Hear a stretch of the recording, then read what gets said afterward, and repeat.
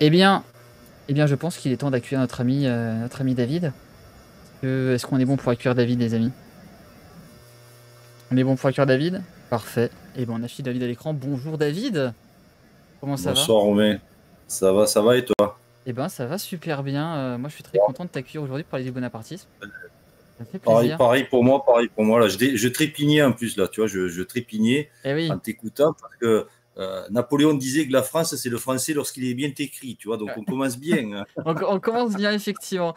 Ouais, dans le titre, il y a une petite faute sur Et ça arrive à tout voilà, le monde, même moi voilà. le premier. Donc Et du coup, mais on revoit tout de suite quand on se relit là, on voit qu'il y a une petite faute. Et merci du coup à Travis pour ton follow. Tu peux dire Maradou, ça c'est une moussaillon. Merci à toi, tu grimpes dans les cordages. Non, il y a pas le point d'exclamation mis, je l'ai pas encore mis celui-là, j'ai mis que le point d'exclamation September, regarde. Là, il marche.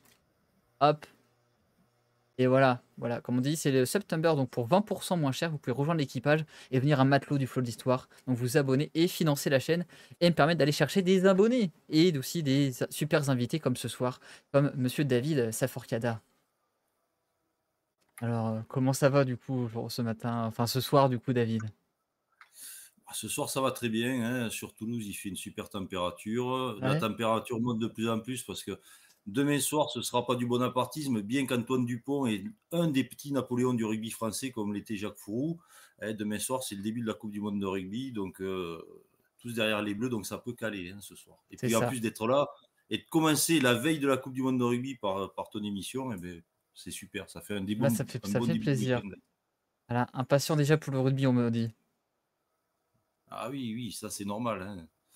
Donc heureusement qu'on n'a pas fait l'émission demain soir parce que sinon c'était mort. On aurait été que Ah tous les non, deux. Enfin, même tu aurais été tout seul même, tu vois. ouais, ça aurait été Donc compliqué. Non, mais c'est bien. Je le dis, c'est bien. Là, c'est la veille. On se chauffe comme ça. c'est ça, Et du coup, c'est ça. on a une bénévole du coup de la Coupe du Monde de rugby aussi dans le chat aussi. On rappelle Ah quand même. super, super, super, bravo elle. Donc bravo à toi, Igara. Ça fait plaisir. Et en plus, on parle de sport, mais tout à l'heure, on a une petite anecdote sur le sport à raconter. Ouais, tout à fait. Alors ce sera pas du rugby, ce sera. Bah tiens, on peut Alors peut-être c'est commencer dommage. par ça alors. Bon, on peut commencer par ça. Alors c'est dommage parce que c'est un sport qu'on appelle la petite reine. Alors la petite impératrice ça aurait été mieux. Non, la petite anecdote, comme je te disais, en fait, c'est que bah, tous les ans, au mois de juillet, on a des milliers de Français, des milliers d'Européens qui sont massés au bord des routes de France pour acclamer des coureurs cyclistes. Et bon, il faut savoir que le Tour de France, il a été créé par des Napoléoniens et par un bonapartiste qui était le marquis de Dion, de la fameuse marque automobile de Dion-Bouton. Hein, pour ceux qui s'intéressent à l'automobile, de Dion Bouton, c'est une marque bon, qui n'existe plus aujourd'hui, hein, mais qui était dans les précurseurs de l'automobile à l'époque. Et en fait, ils avaient un journal qui s'appelait L'Auto, qui plus tard va devenir L'Équipe, hein, le fameux journal L'Équipe qui existe encore. Et en fait, il y avait un autre journal concurrent qui sortait et le marquis de Dion, sénateur bonapartiste, pardon, a cette idée fantastique de créer une course cycliste qui ferait le Tour de France. Et donc le Tour de France est une invention bonapartiste. Donc voilà, bon, il n'avait pas prévu toutes les affaires de dopage qu'il y aurait après, parce qu'un bonapartiste, lui, un bonapartiste, il se dope, mais avec des produits naturels. Ça s'appelle l'extinction du paupérisme, ça s'appelle le mémorial de Sainte-Hélène, etc. Il n'y a pas besoin de PO. Donc voilà, mais en tout cas, donc oui, le Tour de France est une invention bonapartiste. Ok, on a on a un petit message personnel pour toi. On te dit bonsoir David, on se verra à l'AG du 30. Donc content de voir un Ah petit ben, podcast ah du ben, bonapartisme. Donc ça fait bon, ben plaisir. super. Ça fait Voilà. plaisir. Bon, on se verra le 30 à Paris, effectivement, à l'Assemblée générale de l'appel au peuple. Et l'après-midi, à ce que l'on a intitulé la journée bonapartiste, à laquelle nous aurons plusieurs intervenants de qualité. C'est ça. Et bonsoir Jean-Man pour ta première fois sur le chat. Bienvenue sur le pont du Faux d'Histoire, ça fait plaisir. On a une question d'ailleurs, on dit que le maillot jaune, il fait écho du coup à la première, à la couleur du journal. C'est ça. Le journal était jaune, ouais, tout à fait. Tout à fait. Et récemment, il y a une affiche qui s'est vendue. Alors, manque de bol, j'ai pas pu l'acheter aux enchères. C'était une affiche publicitaire de l'époque avec Napoléon dessus et où on comparait le maillot jaune de l'époque à Napoléon, voire même supérieur à Napoléon. Il faut savoir que ce maillot jaune, alors j'ai plus son nom, il m'excusera de toute façon de là où il est et s'il nous écoute, euh, il était encore plus bonapartiste que le sénateur. En fait, c'est vraiment le début du Tour de France, c'est vraiment une histoire de napoléonien et de bonapartiste chevronné, quoi. Que ça soit le directeur du journal, que ça soit le créateur et que ça soit le premier vainqueur du Tour de France, on est dans l'histoire napoléonienne à 100% et dans le bonapartisme à 100%. Et on fait un petit coucou à notre copain Hugo aussi qui est dans le chat, qui a permis cette rencontre, hein, on rappelle, hein, Hugo qui Tout à t'avait fait. accueilli Salut dans son Hugo. live. Donc on salue le petit copain Hugo. Salut Hugo, j'espère que tu vas bien, que c'est bien passé Salut ton Hugo. live. Bah, merci à toi du coup Hugo d'avoir permis cette rencontre du coup avec, David, parce qu'on rappelle David est passé chez Hugo du coup pour parler, bah, de son parti L'Appel au peuple. Et moi je voulais faire un petit volet, consacré sur l'histoire du bonapartisme. Qu'est-ce que le bonapartisme? Qu'est-ce que le bonapartisme en 1795? Et qu'est-ce que c'est aujourd'hui? Comment il a évolué du coup depuis 1795 quoi? Tout à fait. D'ailleurs, Hugo, il faudra que je te tire les oreilles parce que j'ai visionné une émission que tu as fait avec Romain et je te tirerai les oreilles le jour où je te rencontrerai. Voilà, on en a parlé en haut de ça, on s'est expliqué et du coup, on est très au clair là-dessus maintenant avec David. Mais en tout cas, on avait une petite question, on dit: «C'est marrant, on dit que tu as un petit accent» et on dit: «Peut-être accent du Pays basque», mais c'est pas ça.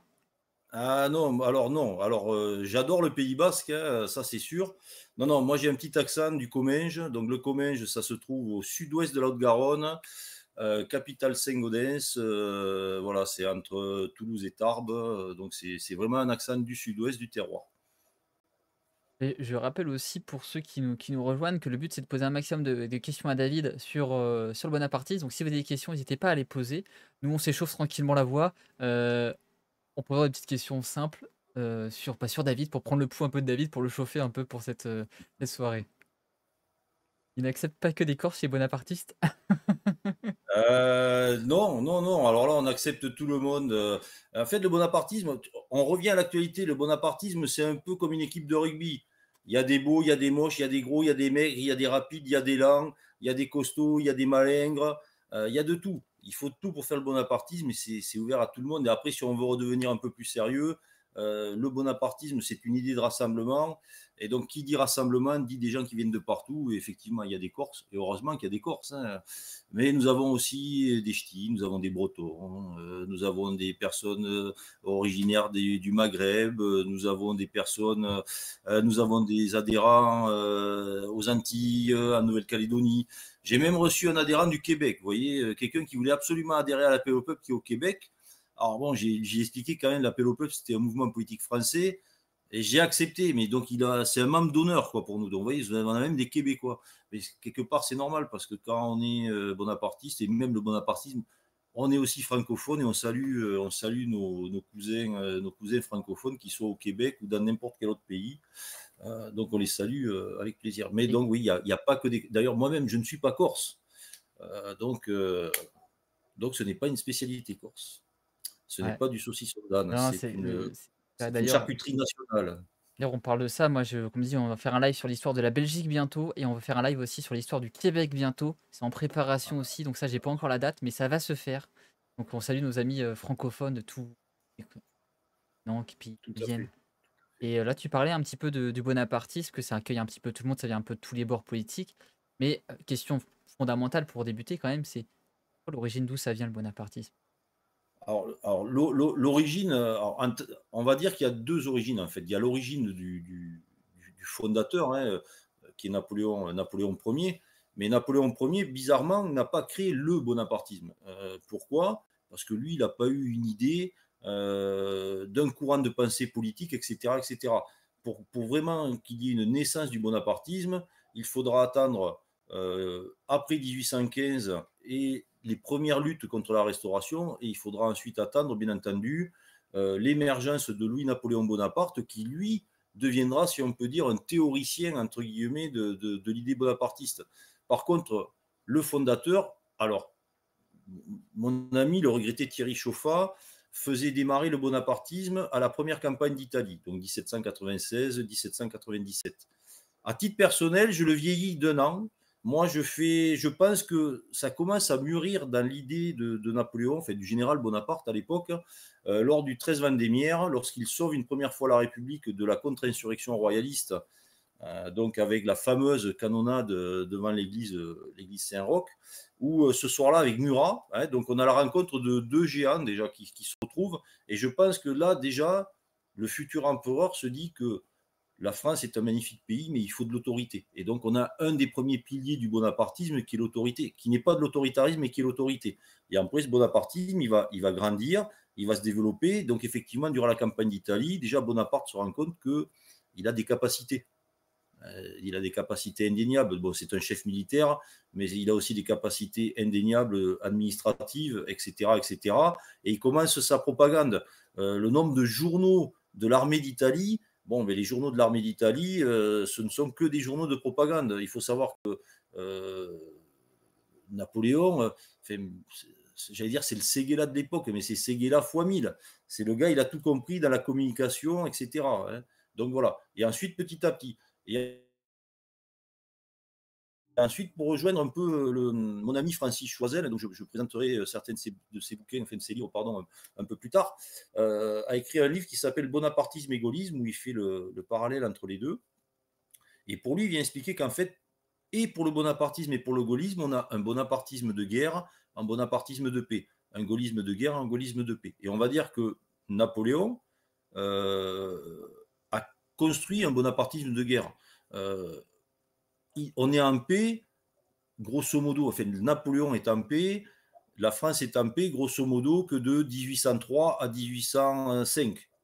Donc, et dans cette période-là, il en fait déjà plus que tous les présidents de la Ve République depuis Valéry Giscard d'Estaing. Entre le Code civil, les préfets, la Banque de France, le franc germinal, le Concordat, la Légion d'honneur, les préfets, les lycées, etc., etc., etc. Bon, en 3 ans, allez, on va dire en 4 ans, déjà, il pose des masses de granit. D'accord. Mais ensuite, on rentre dans le bonapartisme de guerre. C'est-à-dire que, par exemple, le bonapartisme de guerre, c'est le blocus continental. Pardon. On ferme les frontières pour asphyxier l'Angleterre et pour aussi faire vivre l'économie française. Différence avec Napoléon III qui sera dans un bonapartisme de paix, traité de libre-échange, etc., etc. D'accord. Donc, le bonapartisme, 1795 pour le bonapartisme, on va dire, de guerre et les prémices, et ensuite Louis-Napoléon pour...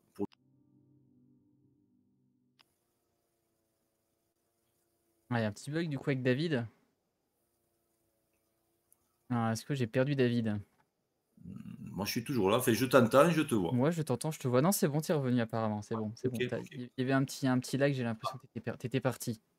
Non, non, non, non, non. On avait une question d'ailleurs, tu parlais un peu du gaullisme. On a une question tout à l'heure qui t'était passée de Bonap. Le gaullisme est-il un bonapartisme modéré? Pourquoi modéré? Non, le gaullisme est un héritier du bonapartisme. Alors modéré, alors peut-être modéré parce que le général de Gaulle est resté président de la République et n'a pas eu l'idée de devenir empereur ou que sais-je. Ce n'est pas à 70 ans, je ne sais plus qu'est-ce qu'il disait que j'ai commencé une carrière de dictateur. Bon, ça c'est pour la petite anecdote. Mais non, non, le gaullisme par certains aspects, par de nombreux aspects, est un héritier du bonapartisme. Le général de Gaulle ne l'a jamais vraiment avoué parce que rappelez-vous quand même le général de Gaulle, un père maurassien, qui baigne dans le milieu royaliste. Donc déjà dans un milieu royaliste, des accointances bonapartistes, ça peut être compliqué. Et puis ensuite, n'oublions pas que le bonapartisme, lorsque vous avez comme ennemi principal un petit écrivain qui s'appelle Victor Hugo, c'est compliqué de voilà. Mais si vous reprenez la constitution de la Ve République et que vous comparez avec la constitution de 1852, vous trouverez de nombreuses similitudes. Et d'ailleurs, certaines personnes qui ont participé à la rédaction de la Constitution de la Ve République se sont clairement inspirées de celle de 1852. Donc oui, le bonapartisme est un héritier. C'est un héritier par le biais de la participation aussi, grande idée sociale défendue par Louis-Napoléon Bonaparte. C'était plutôt modernisé aussi dans la question. Modernisé. Ah, modernisé, oui. De toute façon, le bonapartisme a cette chance-là. Alors, ça va sûrement surprendre certains, mais le bonapartisme, c'est un progressisme dans le sens où il se modernise. Il ne reste pas sclérosé à une époque. Les bonapartistes de 1938 ne se promènent pas avec un bicorne et la main d'un gilet. Ceux de 2023, encore moins. Voilà. Mais à un moment donné, effectivement, et le gaullisme s'est modernisé pour dire qu'à une époque, le prince Louis Napoléon, ou le prince Louis Bonaparte, héritier de la dynastie, grand résistant, a rencontré le général de Gaulle et quelque part lui a passé le flambeau en disant moi je ne ferai plus de la politique, vous êtes là. Et une partie de la politique du général était ce que demandaient les bonapartistes depuis très longtemps. D'accord. Bon, on va mettre entre parenthèses l'histoire de l'Algérie française où là il y a un accroc entre les bonapartistes et le général de Gaulle, mais c'est un petit accroc. Mais sinon, tout ce qui est demandé par les bonapartistes depuis le début du XXe siècle et même un peu avant, la Ve République, en tout cas originelle du général de Gaulle, le met en place. Donc oui, on peut dire que c'est un bonapartisme modernisé, mais comme le bonapartisme aujourd'hui, le gaullisme fait sa traversée du désert, et il n'y a plus de gaullisme aujourd'hui. Où il reste Henri Guénaud et quelques fidèles, mais voilà. Et on avait du coup des questions un peu plus factuelles. Euh, Allons-y. Quand est-ce que le parti il a été créé en lui-même? Alors, le parti en lui-même, cette année, en décembre 2023, nous allons fêter les 100 ans de l'appel au peuple. D'accord. L'appel au peuple a été créé en décembre 1923 en tant que parti politique. Si on remonte un peu plus loin dans le temps, dès 1872, il y a un groupe parlementaire qui s'appelle l'Appel au peuple. À l'époque, il n'y a pas de parti politique. Donc, on a un groupe parlementaire qui s'appelle l'Appel au peuple qui est créé dès 1872. D'ailleurs, pour la petite histoire, si je peux dire que c'est une petite histoire, le premier président de l'Appel au peuple est le baron Echaserio.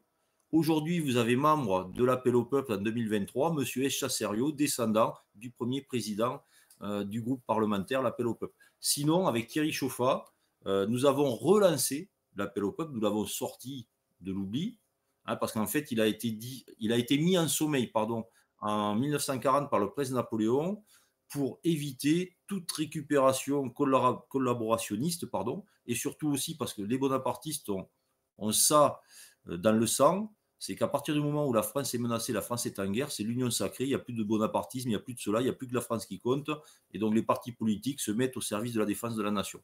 Donc mise en sommeil en 1940 et en 2021, avec le regretté donc, Thierry Chauffat, la veille du bicentenaire anniversaire de la mort de l'empereur, nous avons recréé, nous avons relancé l'appel au peuple.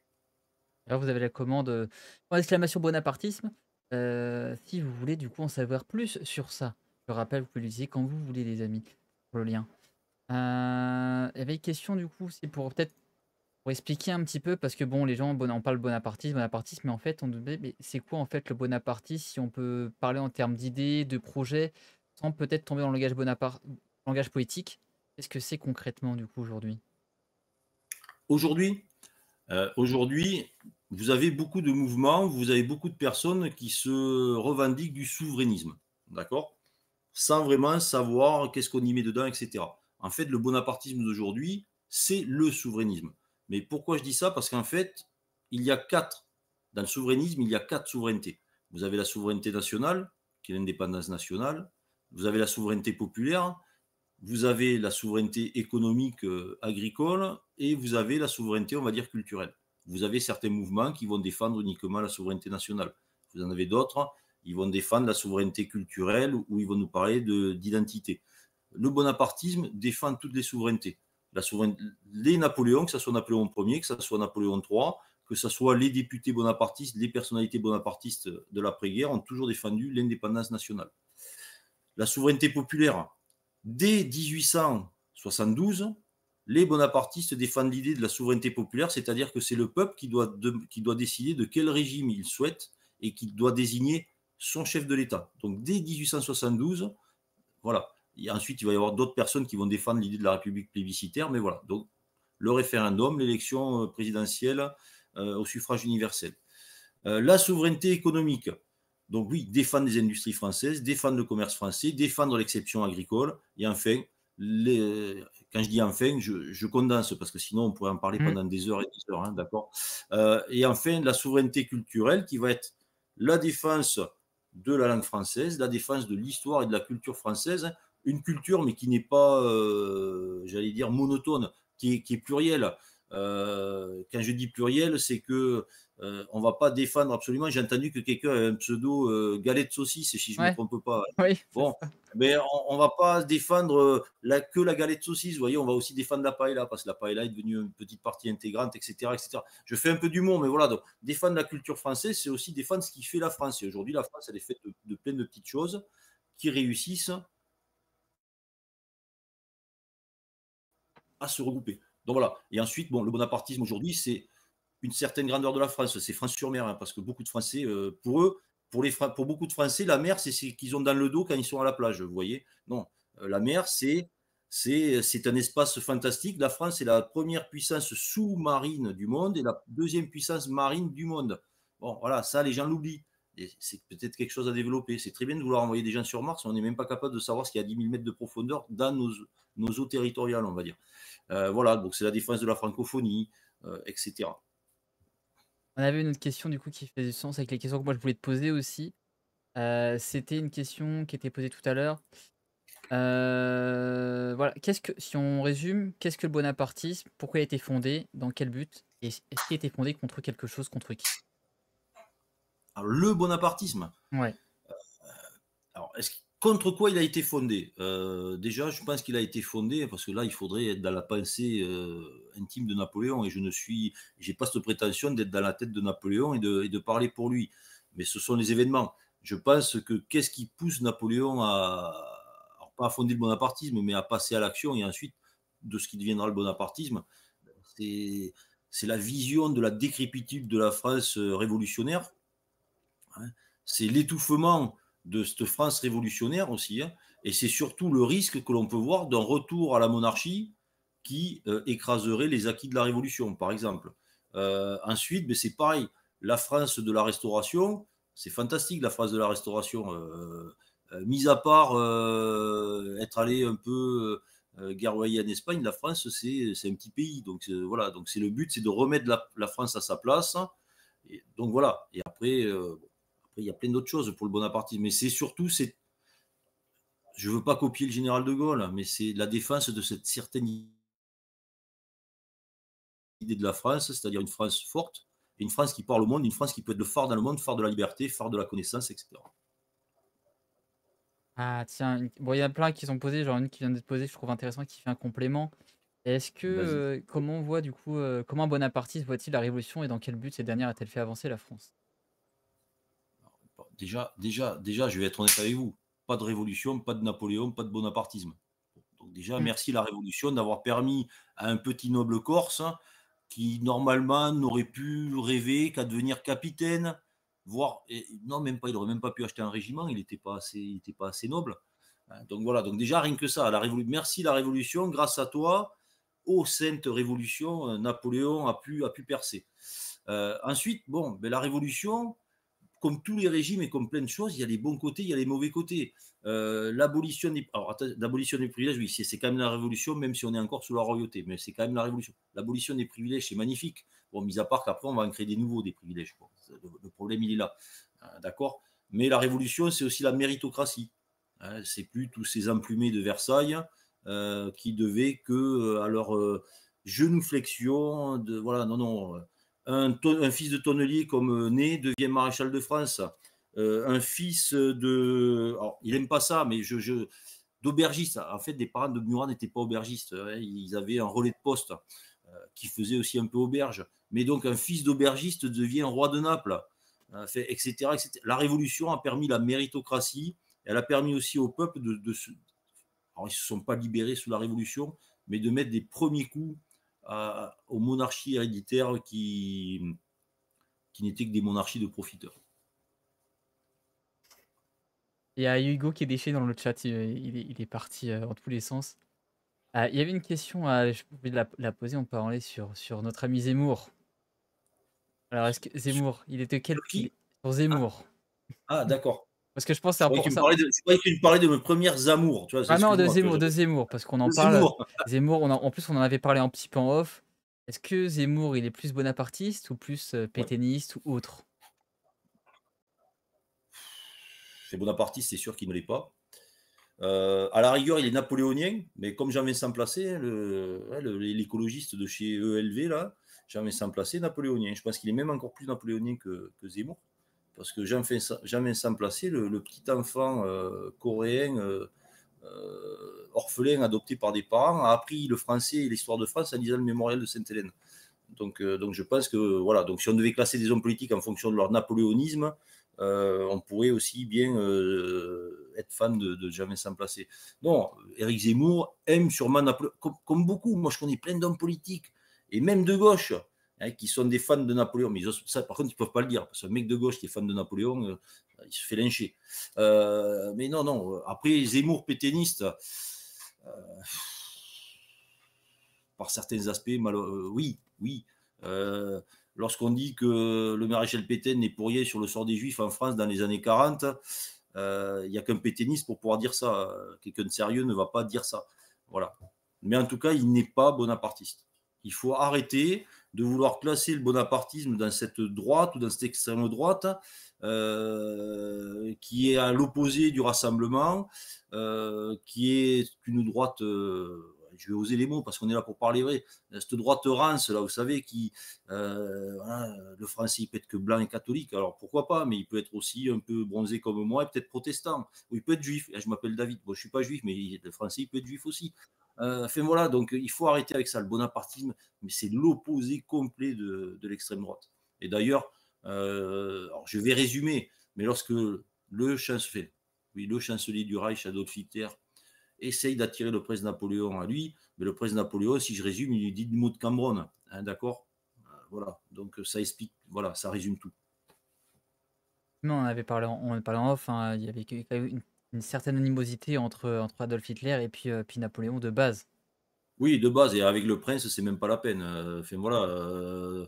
Bon, Adolphe pense que c'est bien de ramener les cendres de l'Aiglon. Bon, seule réaction des Français, on veut du charbon, on nous ramène des cendres. Hein, ça, c'est pour le petit côté humoristique. Mais les Français, voilà, ils se disaient, ça y est, je ramène les cendres de l'Aiglon, les Napoléoniens vont faire un coup d'État. Non, les Napoléoniens, ils étaient dans la résistance. Voilà. Et le prince Napoléon, d'ailleurs, était dans la résistance dès 1940, contrairement à d'autres et contrairement à certaines familles royales. Ça, c'est pour la petite anecdote. D'ailleurs, tu parlais tout à l'heure que vous avez refondé le parti en 2021. Oui. Aujourd'hui, est-ce qu'il y a d'autres partis qui se rapprochent un peu des idées bonapartistes ou alors vous êtes le seul? Non. Question du Le chat qu'on seul, a. le seul parti bonapartiste qui se revendique ouvertement du bonapartisme, qui défend l'héritage bonapartiste, et quand je dis qui défend l'héritage, c'est aussi bien l'héritage, on va dire historique, que l'héritage politique, c'est l'appel au peuple. Voilà. Ensuite, il peut y avoir des mouvements politiques qui ont certaines idées qui se rapprochent du bonapartisme, mais vous n'en avez pas d'autres qui vont se dire bonapartistes. Vous avez des mouvements qui se disent gaullistes et qui sont réellement gaullistes. Vous avez des mouvements souverainistes dans lesquels on peut retrouver des napoléoniens, mais des mouvements bonapartistes. Non, il y a un seul mouvement bonapartiste, il s'appelle l'appel au peuple. Voilà. Après, effectivement, l'appel au peuple peut avoir des accointances avec d'autres mouvements politiques, hein, et des mouvements politiques qui peuvent surprendre. On s'entend très bien avec République souveraine de Georges Kuzmanovic, hein, qui vient de la gauche patriote, qu'on s'entend très bien avec notre France de Henri Guénaud. Voilà. Par le passé, alors avant que l'appel au peuple, ne renaisse de ses cendres, avec Thierry Chauffat, nous avions créé un cercle de réflexion qui s'appelait France bonapartiste.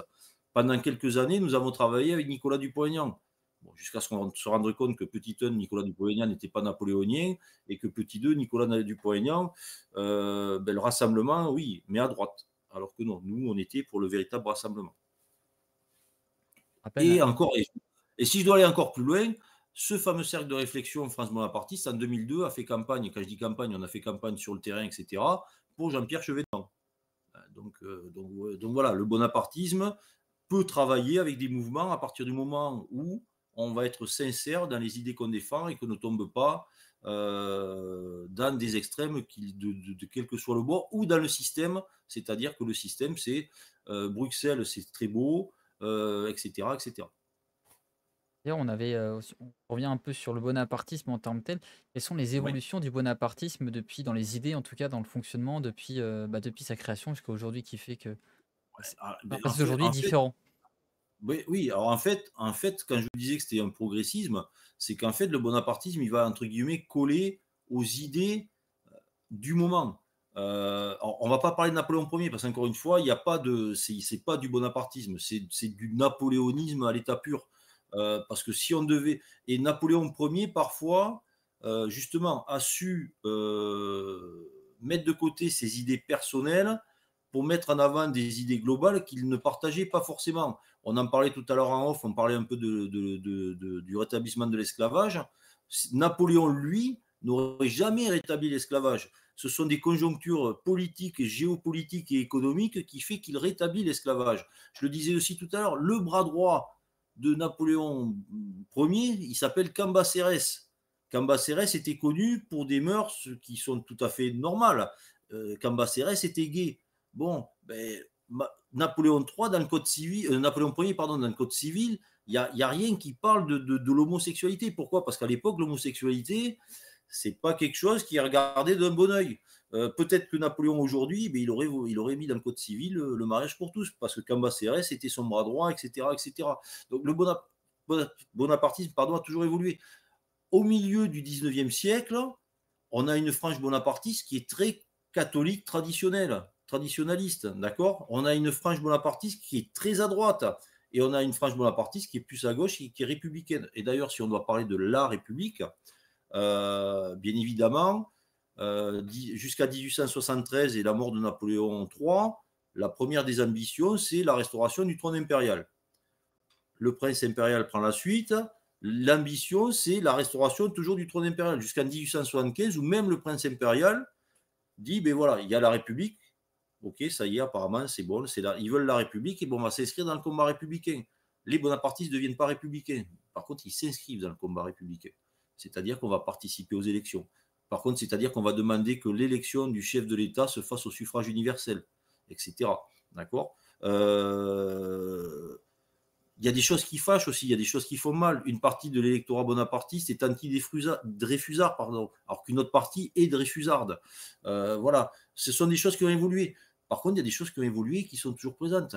Dans l'entre-deux-guerres, l'appel au peuple de l'entre-deux-guerres est le seul mouvement politique avec le mouvement du colonel de la Rocque, le PSF, a demandé le suffrage des femmes, le droit de vote des femmes, par exemple. Bon. Donc voilà, il y a plein de choses qui ont évolué. Aujourd'hui, le bonapartiste d'aujourd'hui, il n'est pas foncièrement de droite, pardon, il n'est pas foncièrement catho-tradi, il n'est pas non plus foncièrement de gauche, les patrons c'est des salauds et les ouvriers c'est tous des gens bien, etc. Non, c'est une...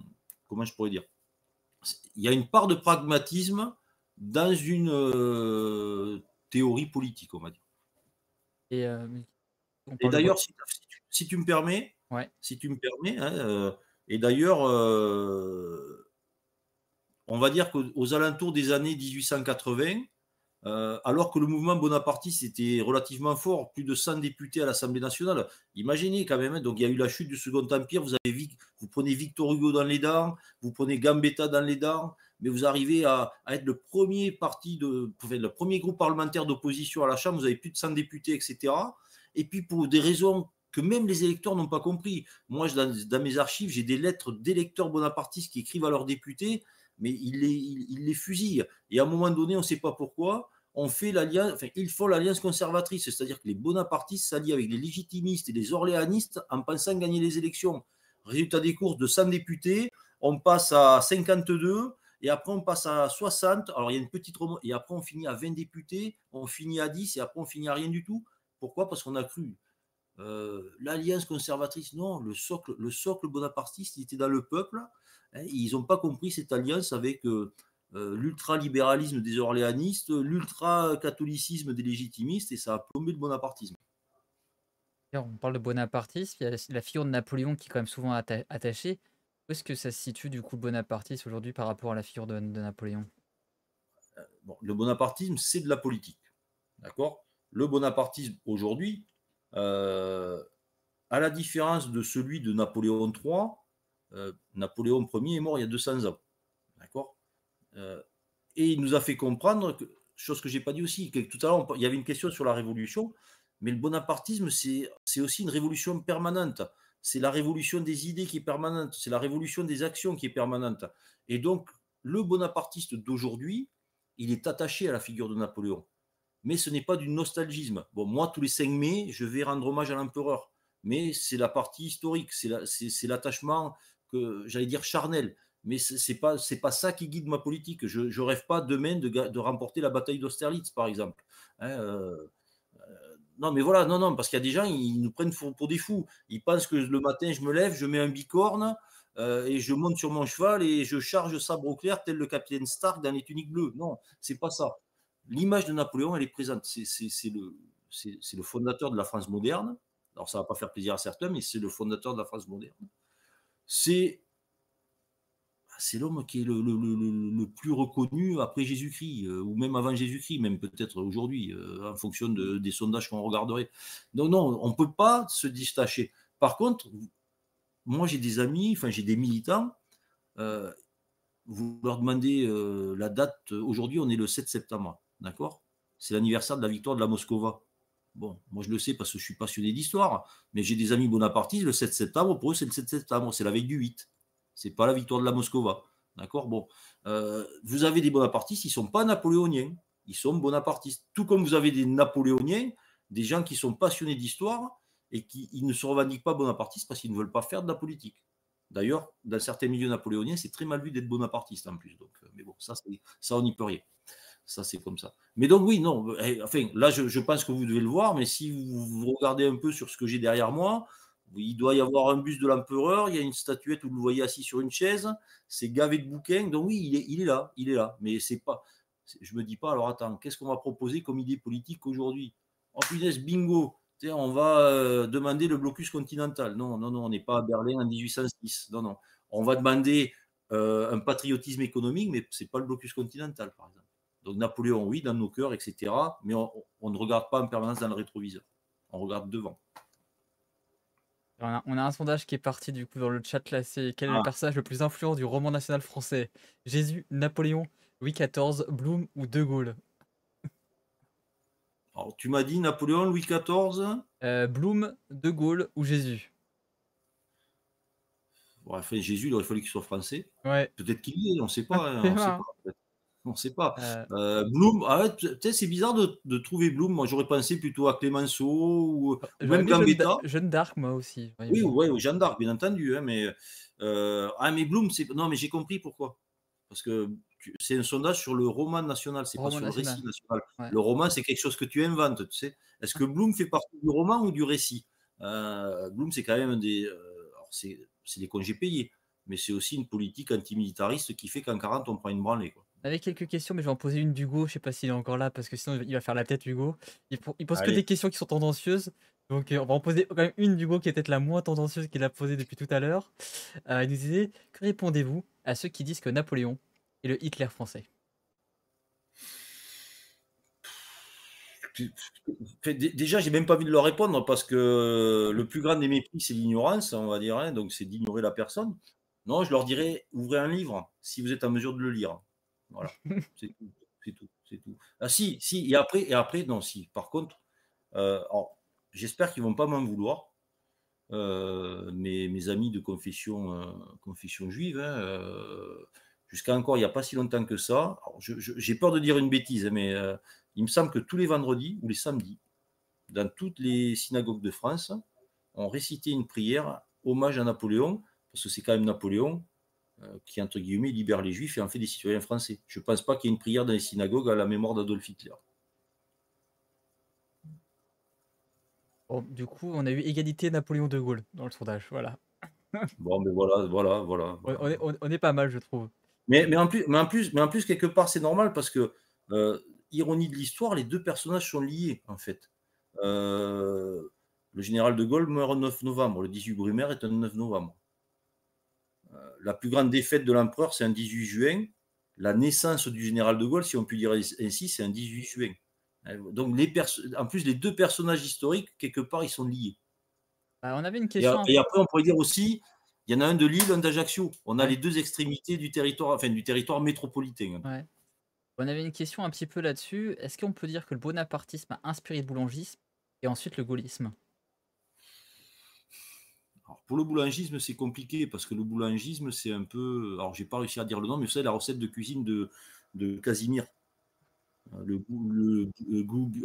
vais pas réussir à le dire, donc Ouais. je vais pas me lancer parce que sinon, je sens qu'après, ça va être plein de moqueries. Mais en fait, dans le boulangisme, on retrouve de tout. Il y a du royaliste, il y a du légitimiste, il y a de l'orléaniste, il y a des bonapartistes, il y a des mecs de chez Déroulède, il y a un peu de tout. Avec un général qui, en fait, fait pchit, hein, parce que le gars, il va se suicider sur la tombe de sa maîtresse. J'imagine pas Napoléon aller se suicider sur la tombe d'une de ses maîtresses. C'est la différence entre Napoléon et Boulanger. Boulanger avait une maîtresse, Napoléon en avait plusieurs. C'est là où on voit déjà la différence du personnage historique. Non, non, est-ce qu'il l'a inspiré? Je ne pense pas. Et d'ailleurs, vous avez très vite. Alors, parce qu'en plus, il faut savoir, et ça, c'est une particularité du bonapartisme, malheureusement, qu'aux prémices du boulangisme, en fait, vous avez deux princes Napoléon. Vous avez Jérôme Napoléon, plus connu sous le surnom de Plomb-Plomb, d'accord, et qui aurait dû être l'héritier de la dynastie, mais qui a été, entre guillemets, déshérité par le prince impérial, qui a préféré son fils, Victor. Donc au moment du boulangisme, vous avez ce qu'on va appeler les jéromistes, et vous avez les victoriens. Et les deux sont dans le boulangisme, mais très vite, les princes disent à leurs gars, sortez de là-dedans, c'est une plage pourrie. Et l'histoire confirmera que le boulangisme était une plage pourrie. Après, encore une fois, concernant le gaullisme, oui, le bonapartisme a inspiré le gaullisme. D'ailleurs, à la création du RPF en 1947, si je ne dis plus de bêtises, vous avez énormément de militants de l'appel au peuple de l'entre-deux-guerres qui rejoignent le RPF et certains auront des fonctions importantes au sein du RPF. Ah. Et notamment dans ce qu'on pourrait appeler aussi les gaullistes de gauche, on va dire, hein, les gaullistes sociaux. Bien que pour moi, un gaulliste il est automatiquement social, comme un bonapartiste est automatiquement social, mais certains ont fait la différence. D'ailleurs, un de mes amis a écrit un super bouquin, Histoire du gaullisme social, que je vous présenterai aussi. Et donc, beaucoup se sont retrouvés dans ce gaullisme social, avec notamment la participation mise en avant. On avait une question là-dessus. On dit pourquoi ne pas se dire gaulliste plutôt que bonapartiste? Parce que moi, je suis bonapartiste. J'adore le rugby, je ne vais pas me dire que je suis gaulliste. Non, non, mais parce que le gaullisme, c'est le gaullisme avec l'image du général de Gaulle. Parce que là, je vais peut-être vexer certaines de mes amis gaullistes. Je suis gaulien. D'accord. J'admire l'histoire du général de Gaulle. Il n'aurait pas été là en 40, on était foutus. Il n'aurait pas été là en 44, on aurait eu l'Amgotte, etc., etc. Mais comme Napoléon Ier et comme Napoléon III, le général de Gaulle a fait aussi des erreurs, pour moi en tout cas. Et ces erreurs font que je ne peux pas me revendiquer à 100% gaulliste. Donc vu que je ne le suis pas à 100%, je ne suis pas gaulliste. Par contre, je suis bonapartiste, je revendique ce bonapartisme. Et puis encore une fois, je préfère toujours l'original.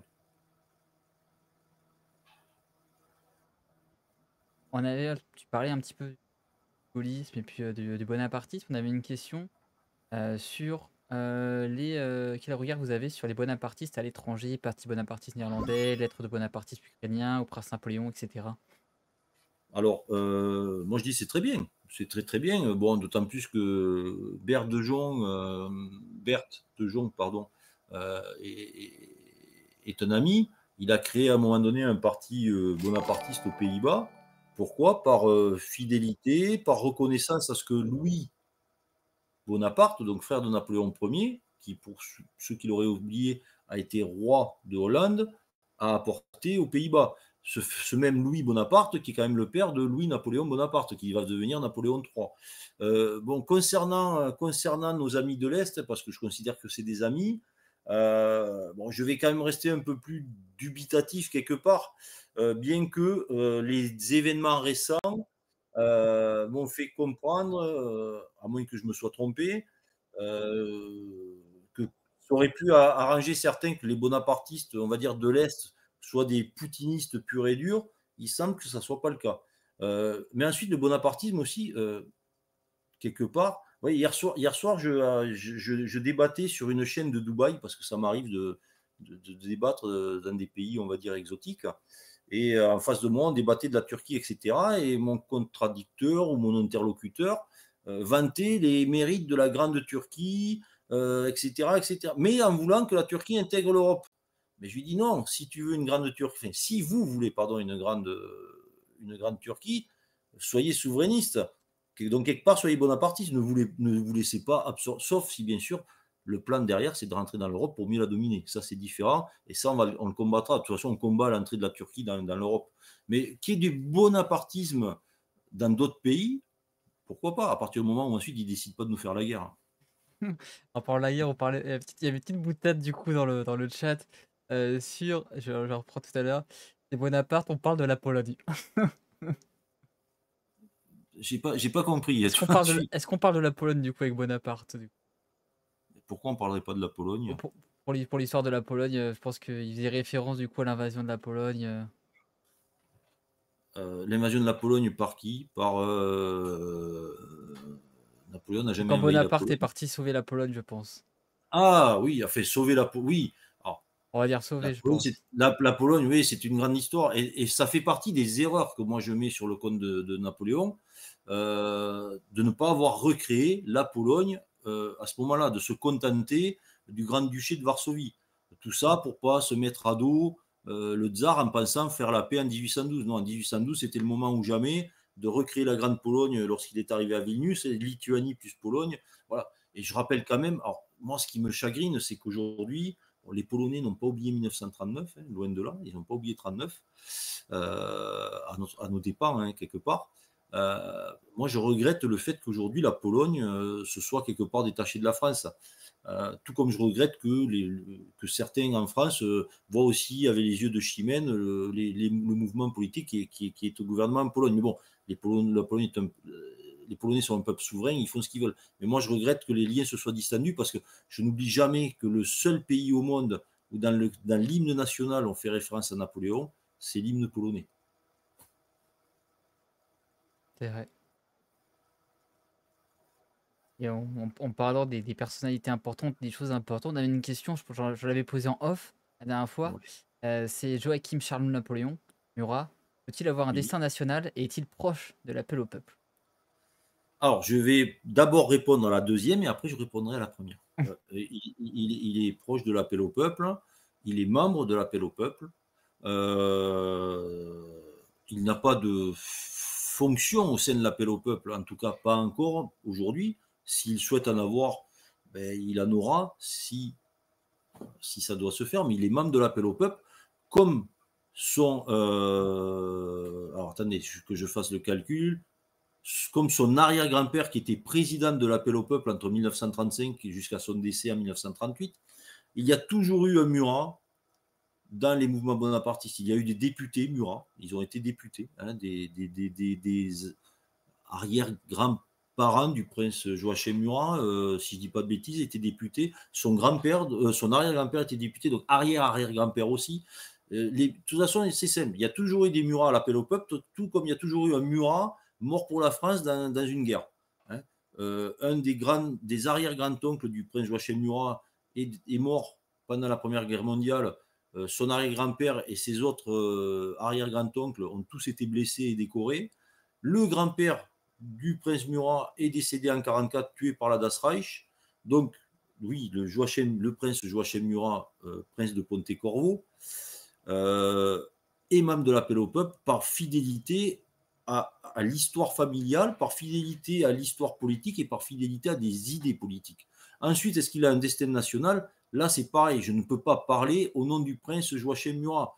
Je ne vais pas vous dire que demain, il sera candidat à l'élection présidentielle. Je ne vais pas vous dire que demain, il sera tête de liste aux élections européennes. C'est son destin. Ensuite, par contre, si vous me demandez, moi, ce que je pense, moi, je vous dis qu'à l'heure actuelle, euh, c'est une personne qui peut peser sur la scène politique et qui peut être ce fameux rassembleur des patriotes de gauche et de droite que beaucoup attendent. Et d'ailleurs, ses prises de parole sont rares, ses interventions sont rares, mais je peux vous dire qu'à chaque fois, elles ont un impact. Je le vois encore aujourd'hui. Lundi soir, il se faisait une conférence pour le Cercle Aristote à Paris. Je n'arrête pas de recevoir des courriers électroniques et le secrétariat de l'appel au peuple reçoit actuellement des adhésions, alors je ne vais pas dire par dizaines, parce que je ne vais pas vous mentir non plus, mais des adhésions arrivent par des personnes qui ont vu Joachim Murat à la conférence du Cercle Aristote. Partout où Attila les uns passent, l'herbe ne repousse pas. Partout où Joachim Murat passe, l'espoir renaît. Donc, voilà. On les voit dans les groupes aussi d'histoire, de passionnés d'histoire, passionnés de France. Quand il y a des choses qui sont en rapport avec Joachim Murat, ça rencontre une adhésion assez beaucoup plus forte que d'habitude, hein. Mais bien sûr, parce que vous avez quelqu'un qui déjà est un passionné de la vie. D'accord. C'est un passionné de tout. Déjà, il n'y a qu'à voir la vie qu'il a eue. Il a travaillé dans un cirque, il a fait de la cascade, il a été réserviste au premier PIMA. C'est pas un petit régiment de l'armée française, c'est le premier PIMA. ses forces spéciales. Bon, aujourd'hui, il est colonel de réserve de la gendarmerie garde républicaine. Bon, déjà, il y a ça, il est habité de la vie, il respire la vie, Joachim Murat. Mais c'est aussi quelqu'un qui est un passionné de sa famille. Vous avez des gens qui ont des noms illustres, c'est tellement illustre que ça leur pèse et c'est un fardeau. Pour Joachim Murat, c'est pas un fardeau de parler de son ancêtre. Vous vous rendez compte, ancêtre, maréchal de France, roi de Naples, meilleur cavalier de l'Empire, tout le monde se serait fait tuer pour lui. C'est un gars qui chargeait avec une cravache, il était même plus armé à la fin, il avait enfin, donc il est habité par ça, et il est aussi habité par cet amour de la France qu'il ressort à chaque fois, et sincèrement, peut-être qu'il nous regarde ou qu'il nous regardera en différé, excuse-moi, je ne vais pas employer de termes anglo-saxons, mais qui nous regardera en différé. Et il a une intelligence, il a une grande intelligence. Moi, pour avoir discuté avec lui ou pour l'avoir vu intervenir dans certains débats, bon, mais je dis chapeau bas. Et il me tarde qu'une chose, c'est qu'il soit invité dans des médias de grande écoute. Clairement. Si on parle de ça, du coup, si on parle de Joachim, j'avais une question qui vient un petit peu, mais je pense que je la poserai un peu plus tard parce qu'on y est pas encore. Mais quels sont du coup les enjeux aujourd'hui liés au bonapartisme? On parle notamment, question tout à l'heure qui était posée sur l'écologie. Quels sont du coup les grands enjeux? Est-ce que l'écologie en fait partie? Est-ce qu'il y a des enjeux particuliers autour du bonapartisme? Alors, bon, il y a des enjeux, on va dire, qui sortent, entre guillemets, des sentiers battus. Donc, par exemple, je reviendrai sur le projet de France-sur-Mer, de capitaliser sur cette richesse que nous avons. Encore une fois, alors je le répète, je suis désolé, hein, je vais faire parfois des répétitions, ou souvent des répétitions. Deuxième puissance marine du monde, première puissance sous-marine du monde, avec tout ce que les océans peuvent nous apporter. On n'est même pas capable aujourd'hui de fournir de l'eau potable en continu à l'île de Mayotte, alors que nous sommes les premiers spécialistes mondiaux du traitement d'eau de mer pour en faire de l'eau potable. Bon, si on ne développe pas ça, voilà. Si on ne développe pas tous les produits dérivés que l'on peut tirer de la mer, ça c'est quelque chose. Le développement de nos outre-mer.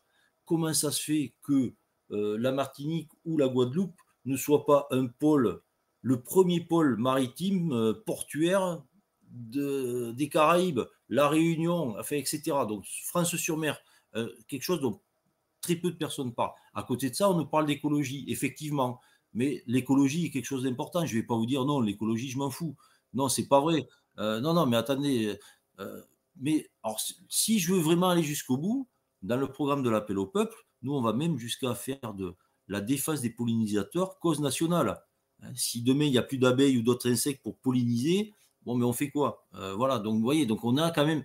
Mais après, voilà, l'écologie, c'est pas non plus de la stupidité. Hein.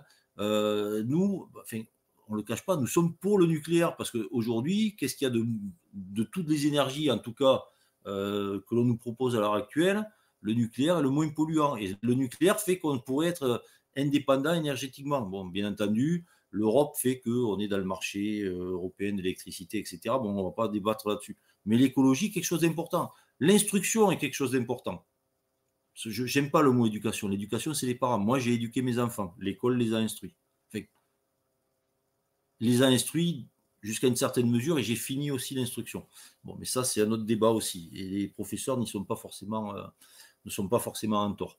Mais l'instruction publique, c'est quelque chose d'important. C'est par là qu'on construit des citoyens, c'est par là qu'on construit le ciment qui fait nation. D'accord. Donc l'instruction est quelque chose d'important. La sécurité, bien entendu, mais là on va tomber dans des poncifs, parce que je veux dire l'immigration, mais là on va me dire, ah mais ouais, mais l'immigration, tout le monde en parle. Mais effectivement, l'immigration, il faut être capable de parler d'immigration. Mais moi, si on parle d'immigration, je parle d'intégration et assimilation à un moment donné aussi. Parce que j'oublie pas que, alors certains vont me dire, oui, mais c'est pas la même chose. Moi, je suis petit-fils d'Espagnol. Dans les années, ma famille, on est français que depuis les années 50. D'accord. Donc l'immigration, c'est quelque chose qui me parle. Alors on va me dire, oui, mais c'est les Espagnols, c'est pas la même chose, etc., etc. Mais bon, si, c'est la même chose, parce que les Espagnols de ma famille, on leur a appris à aimer la France. Et comment on leur a appris à aimer la France? Par l'instruction publique. D'accord. Donc l'instruction est quelque chose d'important. Tous les sujets sont importants. Maintenant, c'est comment on les classe. Aujourd'hui, enfin, hier soir, on me disait, un des sujets les plus importants pour les Français aujourd'hui, mais bizarrement, c'est l'éducation. Bon, mais voilà, donc l'éducation, oui, Eh bien, osons réformer l'éducation, osons la fin du collège unique, osons revenir aux IPES pour avoir de nouveaux professeurs qui ne sont pas forcément bac plus 5, mais permettons à des jeunes dont c'est peut-être la vocation de pouvoir être professeur avec un bac plus 2 en les formant dans des IPES, mais qui sortent du pédagogisme et du mériorisme, du mériotisme, de ce fameux Mérieux qui a foutu en l'air l'éducation nationale. Voilà, il y a plein de choses à travailler. Revenons à des fondamentaux. Hein, arrêtons d'envoyer des associations LGBT. J'ai rien contre les LGBT, mais au lieu d'envoyer des trans dans nos écoles, apprenons la chronologie historique, apprenons Napoléon, apprenons Jeanne d'Arc, apprenons Gambetta, apprenons Abdelkader, etc., etc. Apprenons les gestes qui sauvent. Occupons-nous réellement du harcèlement à l'école. Pourquoi est-ce qu'on changerait les harcelés d'école et pourquoi les harceleurs ne seraient pas punis, enfin, etc., etc. Enfin, je vais arrêter les etc., etc., parce que je le dis souvent, donc je vais essayer de trouver autre chose. Ouais. Bah, on parlait justement, si on parle de ces questions-là, il y avait une question qui t'avait posée un peu plus tôt sur ça. N'avez-vous pas peur que votre parti soit juste soutenu par des férus d'histoire? Pensez-vous que les habitants lambda, comme dans la cité, etc., quartier un peu plus populaire, peuvent rejoindre votre parti ou faut-il être vraiment passionné d'histoire? Non, on a déjà des gens qui viennent des quartiers, ouais, effectivement, mais qui viennent aussi de la France périphérique, France profonde. Hein, non, non, et après, il n'y a pas besoin d'être féru d'histoire. Par contre, effectivement, alors là, je vais être un peu piquant, mais effectivement, si je me contente de faire des émissions sur Twitch ou sur Internet, et c'est très bien, mais si je ne vais pas sur le terrain, effectivement, je ne vais pas toucher tout le monde. Le but, il est d'aller sur le terrain, et nous allons sur le terrain. Nous allons au-devant des gens. Et les gens, s'ils ne comprennent pas et s'ils n'adhèrent pas, ben on passe à autre chose. Mais on y va. Et il n'y a pas besoin d'être que féru d'histoire pour venir chez nous. Encore une fois, je le répète, hein, si on prend le panel d'adhérents, vous avez des napoléoniens purs et durs, et vous avez des gens, mais ils y connaissent rien. J'allais dire que dalle, c'est pas poli, mais ils y connaissent rien. Voilà. Et nous avons chez nous des gens qui viennent des quartiers, et je suis fier qu'on ait des gens qui viennent des quartiers, comme je suis fier que nous avons des gens qui viennent de mon Comminges profond, au fin fond des Pyrénées, et qui ne sont pas historiens. Et on ne leur demande pas d'être historiens. Sinon, on crée un club d'histoire et on fait de l'histoire, mais on ne fait pas de la politique. Ou alors, si on fait de l'histoire, on fait de la vraie histoire. On ne la déforme pas comme les gens de chez LFI ou comme les gens de chez Zemmour ou comme d'autres. On avait aussi une question, on arrive à l'horizon 2024 aussi, un petit peu sur le reste. Et il y a Oui. une question sur le politique étrangère. On nous disait qu'on avait quelqu'un qui allait voir votre programme.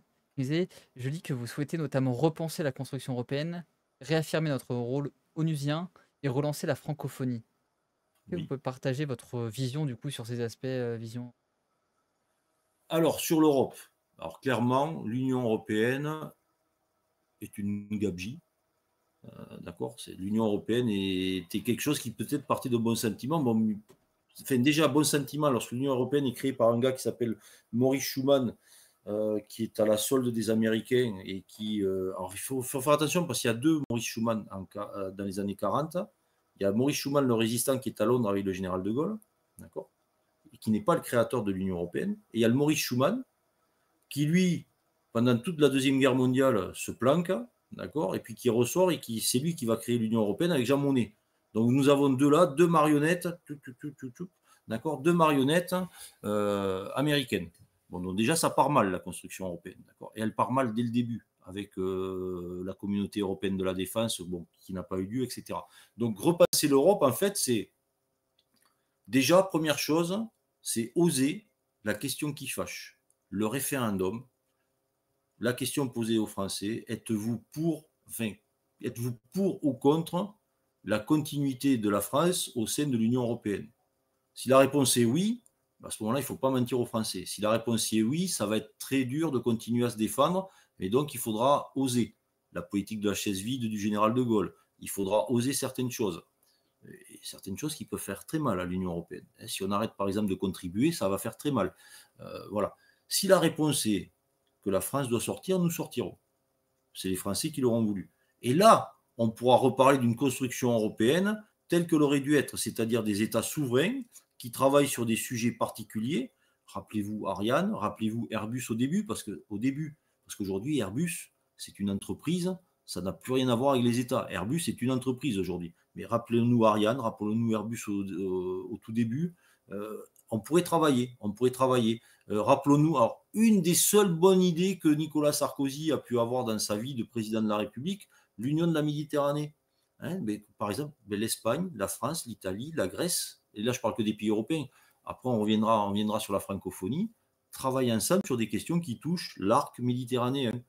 Que les Allemands décident de travailler avec les Polonais sur la Baltique, il n'y a aucun problème. Mais il faut savoir que l'Union de la Méditerranée a capoté par les Allemands. Jusqu'à présent, sauf dans les années 40, les Allemands, ils n'avaient pas de port sur la Méditerranée. Donc, qu'est-ce qui vient de nous embêter enfin, voilà. Donc, c'est une Europe qui soit capable de travailler, des pays qui travaillent entre eux sur des dossiers et qui ne se cassent pas les pieds sur d'autres. Et surtout qu'ils ne viennent pas nous enquiquiner sur des trucs à la marge, qui, de toute façon, tout le monde s'en fout. Et puis l'Union européenne, de toute façon, c'est une passoire fiscale, c'est un échec militaire. Enfin voilà, bon. Donc pour nous, il faut poser la question aux Français, mais sortir, ce serait mieux que d'essayer de la changer de l'intérieur. Parce que regardez Mélanie, je vais tout casser, résultat des courses, elle a pris son chèque à Bruxelles et depuis, elle ne casse plus rien. Orban, il fait beaucoup de bruit, mais quand il prend son chèque, il ne casse plus rien. Les Polonais, ils devaient tout casser, c'est pareil, ils prennent leur chèque, ils ne font plus rien. Pendant ce temps, les Allemands, on grossit. L'économie allemande va mal, mais l'Allemagne continue à travailler. D'ailleurs, que ce soit le groupe de Visegrad ou l'Allemagne, pour certains, si vous êtes un peu passionné d'histoire, et je pense que vous l'êtes vu que vous êtes sur cette chaîne, moi ça me rappelle un peu les empires centraux. Et dès que je vois le mot empire central, j'ai un peu d'urticaire, là, les poils ici hérissent, et voilà. Ensuite, concernant la francophonie, oui, la francophonie, dans quelques années, la francophonie, je crois, enfin le français, pardon, devrait être la deuxième langue la plus parlée au monde, si je ne me trompe pas. Bon, il faut être capable de travailler, mais à ce moment-là, c'est pareil. Moi, j'ai une idée qui n'est pas forcément encore portée par l'appel au peuple, parce qu'on en discute, mais d'une union francophone qui ne serait pas l'OIF, parce que l'OIF, c'est du culturel, etc. Là, c'est vraiment une union francophone qui serait un peu comme l'Europe des nations, ce serait la francophonie des nations, où les États travailleraient entre eux, et on pourrait travailler aussi bien avec le Maroc que la Côte d'Ivoire, par exemple, sur un sujet précis, et travailler entre nous, une véritable union qui permettrait de peser sur le bloc américain, mais aussi sur le bloc chinois, ou sur les BRICS, qui d'ailleurs, pour moi, les BRICS sont de briques et de brocs, et ne vont pas durer longtemps. D'accord. Donc il y a ça. Et la troisième question, ah oui, concernant l'ONU, c'est pareil. Concernant l'ONU, c'est pareil. Rappelez-vous le discours, pour ceux qui l'ont connu, ou qui l'ont revu, le discours de M. De Villepin lors de la deuxième guerre du Golfe. C'était la France de l'ONU, c'est la France qui pèse, c'est la France qu'on écoute, c'est la France qui a un siège permanent au Conseil de sécurité des Nations Unies. Et donc on doit repeser. Si on prend le conflit ukrainien, on aurait dû peser à ce moment-là, ni pour Poutine, ni pour l'Ukraine, mais peser en tant que pays fort des Nations Unies. On doit retrouver cette place. Nation souveraine dans une Europe revisitée, nation partenaire de la francophonie pour permettre de développer certains pays, et ça permettrait peut-être de freiner justement l'immigration que certains repoussent, de développer des pays, nous d'accroître certaines de nos richesses, et l'ONU de peser entre guillemets sur le monde. Et quand je dis peser, c'est pas dans le sens impérialiste, mais c'est de proposer cette fameuse troisième voie ou quatrième voie que certains attendent. On parlait dans le chat, Bonapartisme, c'est vraiment sortir de l'UE et pas vraiment reconstruire une nouvelle derrière. C'est vraiment garder une certaine indépendance de la France sur la plupart des dossiers. Alors, je vais essayer de pas être méchant. Mais la France, c'est pas l'Allemagne. La France, elle n'a pas 200 ans d'histoire. L'Allemagne, c'est 200 ans. L'Allemagne, c'est 1871. Donc, c'est même pas 200 ans. La France, c'est 1000 ans d'histoire. Un pays qui a 1000 ans d'histoire, on ne lui met pas un mouchoir sur son histoire et en lui disant, toi, maintenant, c'est fini, tu n'existes plus. Non, la France est un pays qui doit rester souverain. Parce qu'encore une fois, ça fait sourire aujourd'hui, mais aujourd'hui, la France, elle pèse encore. Il n'y a rien de plus qui me fait mal lorsque, par exemple, je vois en Afrique et des gens nous disent, les gens n'aiment plus. Non, non, non, non. Il y a des influenceurs qui font en sorte que les gens n'aiment plus la France. Et encore, les gens qui n'aiment plus la France sont les gens qui ont accès aux influenceurs. Pour avoir un peu voyagé un peu en Afrique, je peux vous dire que la France, ça reste la France. Donc la France, elle doit être indépendante. Et si j'allais encore plus loin, s'il devait y avoir une Europe, si on devait rester dans l'Union européenne, si la France reste dans l'Union européenne, elle doit être la locomotive. Elle ne peut être que la locomotive. Elle ne peut pas être le wagon ou elle ne peut pas être la carpette de l'Allemagne. Hein, ou elle ne peut pas être l'épouse cocufiée du couple franco-allemand. Non, la France ne peut être que la France. Et encore une fois, je vais plagier le général de Gaulle. La France la France ne peut être la France sans la grandeur. Voilà, c'est tout simple. Mais la grandeur, c'est pas l'impérialisme, c'est la grandeur intellectuelle, c'est la grandeur dans la recherche, c'est la grandeur dans la médecine, c'est la grandeur dans les progrès sociaux, etc. Je t'ai dit qu'une fois. Ouais, il y a des choses assez rigolotes dans le chat qui sont posées. Je crois pas qu'il y avait une autre question qui était en rapport à ça. Ah si, il y avait une question tout à l'heure sur le rapport par rapport au service militaire. Oui. Alors, c'est-à-dire si on est pour le retour, Voilà, si on est quel point de vue du coup de bonapartisme par rapport au service bon, militaire? clairement, donc on a François Harry, le secrétaire général de l'appel au peuple, a écrit un livre sur ça, hein, sur le retour du service militaire. Nous sommes pour le retour du service national. Alors qui peut être militaire pour ceux qui en auraient les capacités, parce qu'il ne faut pas oublier qu'il y a des personnes qui malheureusement, pour elles surtout, ont des problèmes de santé qui font qu'elles ne peuvent pas être militaires. Mais ça ne les empêche pas de servir, et de servir intelligemment. C'est-à-dire de servir dans les écoles, de servir dans les hôpitaux, enfin de servir. Mais le service militaire, d'ailleurs, le service militaire, pour information, n'a jamais été supprimé. Il a été suspendu. Donc demain, on pourrait le remettre, il n'y a pas besoin de... Voilà. Le service, moi, j'ai eu une carrière militaire qui n'est pas non plus une carrière de 20 ans, mais j'ai eu une carrière militaire. Donc l'armée, ça me parle. J'ai toujours été dans un régiment de professionnels, moi. Mais j'ai travaillé avec des appelés lorsque j'ai fait un séjour à Djibouti. Mais c'est un peu spécial parce qu'on était sur des volontaires pour servir outre-mer. Mais j'ai jamais vu des gens aussi épanouis, aussi heureux. Beaucoup, ils faisaient la gueule. Ouais, merde, je dois faire mon service militaire. Et en fait, non, on découvre. Mais le vrai service militaire, pas le service militaire à la Eric Ciotti, s'il vous plaît, je ne veux pas le faire parce que j'ai les pieds plats et que gna gna gna gna gna gna. Non, non, du service militaire, c'est-à-dire qu'on forme des militaires. D'accord, on forme, j'allais dire, mais par contre, il ne faut pas non plus. Alors, si, quelque part, parce que c'est. Moi, j'ai connu, ça semble aujourd'hui, ça semble bizarre, mais moi, j'ai connu des gars, et pourtant, fin des années 80, je me suis engagé. Donc, c'était pas si, c'était au siècle dernier, pardon. Mais c'était pas dans les années. Oui, c'est vrai. C'était au siècle dernier, c'est vrai. Mais bon, c'était pas dans les années 20, quoi. Et il y avait des gens, ils savaient à peine lire et écrire. Bon, voilà. La fierté d'apprendre à quelqu'un à lire, à lui faire découvrir un livre. Donc voilà, la fierté de. Les gens en rigolent aussi, mais ce brassage social. Moi, je suis arrivé, lorsque je me suis. Je ne vais pas vous raconter ma vie, mais lorsque je me suis engagé, lorsque je suis arrivé dans mon régiment, par une nuit pluvieuse du mois d'avril en Bretagne, au 3e RIMA, pour ne pas le nommer, régiment d'élite, régiment des troupes de marine, qui a comme pucelle, donc comme emblème de régiment, l'aigle impérial, hein, donc tout un. Voilà. Mais je me retrouve avec un gars, le lit d'à côté, excusez-moi, je vais employer des termes de Jones, je me retrouve avec un black. Et le black me parle en créole. C'est la première fois de ma vie que je voyais un black qui parlait créole. Mais je me suis dit, mais je ne me suis pas engagé à la Légion étrangère. Moi, je me suis engagé dans l'infanterie de marine. Bon, mais j'ai découvert le créole. Lui, je lui ai fait découvrir des subtilités de la langue française. On est devenus des super amis. Il me livrait du rhum, je lui livrais du foie gras. Enfin, voilà.